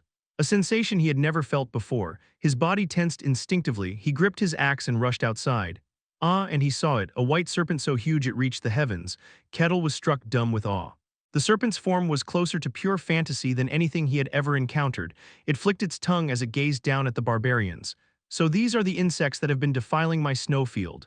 The barbarians' faces turned pale. They did not fear death, in fact they welcomed it, but even they instinctively trembled before the serpent's crushing aura. Noisy, wretched lower beings, staining my senses, fine, I've decided. The serpent lowered its head. The mere motion stirred a storm. I shall grant you all the honor of entering my belly. Its massive jaws opened wide. Only then did the barbarians scream. Ayag, they fled in terror. Kettle shouted urgently, scatter. Run, it was impossible to win. That was a monster beyond the bounds of life. Even as he ordered the barbarians to flee, Kettle prepared to run as well. 132nd quest. Drive the white serpent out of your territory.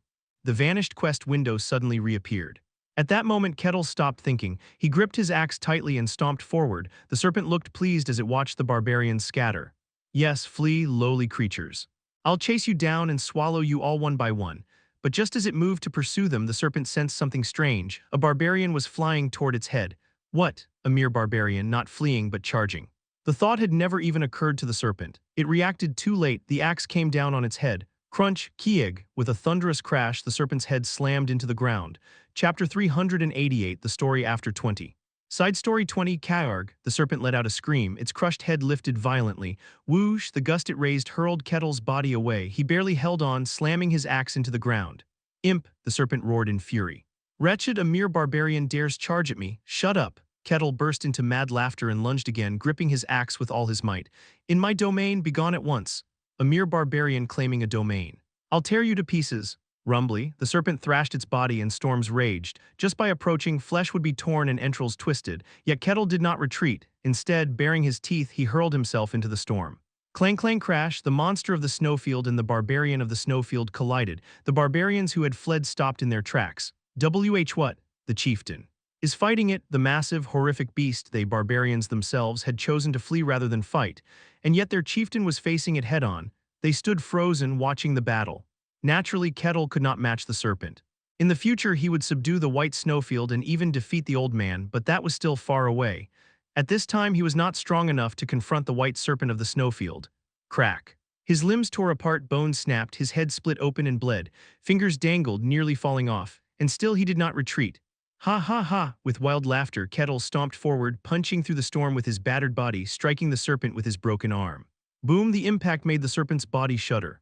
Kaya! It staggered, barely regaining its posture. It spat breath to knock away the incoming axe. Clutch! Kettle seized the axe. At that moment, the serpent's tail lashed out, smashing into him. Crunch!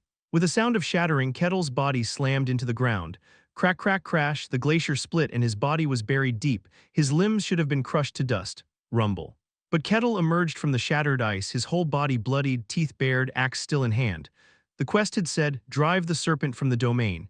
He did not know its purpose, but it was the only possible way out. So he would clear it, staking his very life. Begone, serpent, or kill me where I stand, Kettle roared, his voice booming. The serpent faltered. This barbarian was weak. If the fight dragged on, it would surely win. But at the same time, it realized Kettle's obsession and stubbornness over his domain. He would not back down, even in death. Ordinarily, the serpent would have relished crushing such prey and devouring it, but its instinct screamed. This barbarian was dangerous. The chance was slim, but there was a possibility that it could suffer grievous harm. The serpent's primordial instincts were never wrong, and it was true. By now Kettle had begun to grasp the strangeness within himself. This once I shall let you be. After long hesitation, the serpent decided to withdraw, too pitiful to crush with my own might. Cross my path again, and I shall not forgive you. With a roar, the serpent left. The barbarians crept back. The serpent had shouted, but its retreat was the act of one fleeing, a loser's stance. So then, who was the victor? Oh, ooh, the barbarians unleashed the cheers they had held back. Their chieftain had triumphed over a mighty monster. Their roars shook the snowy fields for minutes on end. 132nd quest cleared. Reward will be granted later. So that's how it was, Arkamis let out a murmur. The Kettle she knew was only ever mighty and absolute, none could oppose him. Yet even he had once lived as prey. His power was not gained without price, it was won through endless struggle. Well, after that there were many more events. I met the rat, the bear, other beasts, even the old men. I kept clearing quests and expanded my domain. In the end, we became a force no one in the White Snowfield could ignore. In that process, I saw a madman. He could not be reasoned with, so I cared for him briefly and sent him out. You mean the Emperor? Likely so. The legend that in the White Snowfield the most terrifying being was not the serpent, nor the rat, nor the bear, but the barbarian emperor. That was how it began. And in time I met Milna, a merchant party from outside who had entered the White Snowfield. From that meeting, ties with the outside began. From there, you know the story. He defeated the Guardian at the boundary and stepped out. Met elves, then entered human lands. Defeated Alik, met the Sun God's Inquisitor, fought evil. In the outer demon realms, battled Nano, reunited with Milna and met Arkamis.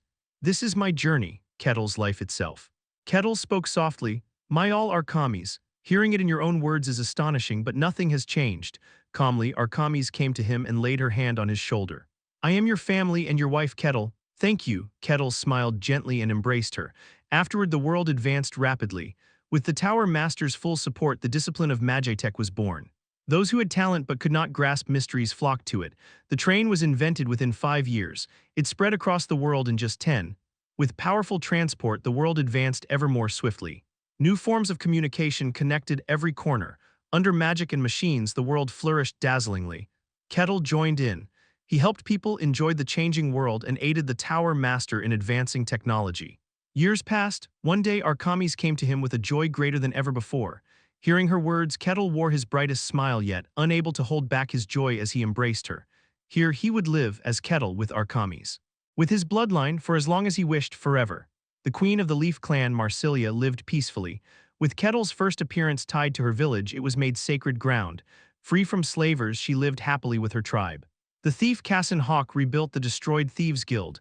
At first mere ruffians, but with effort it regained its form as a guild.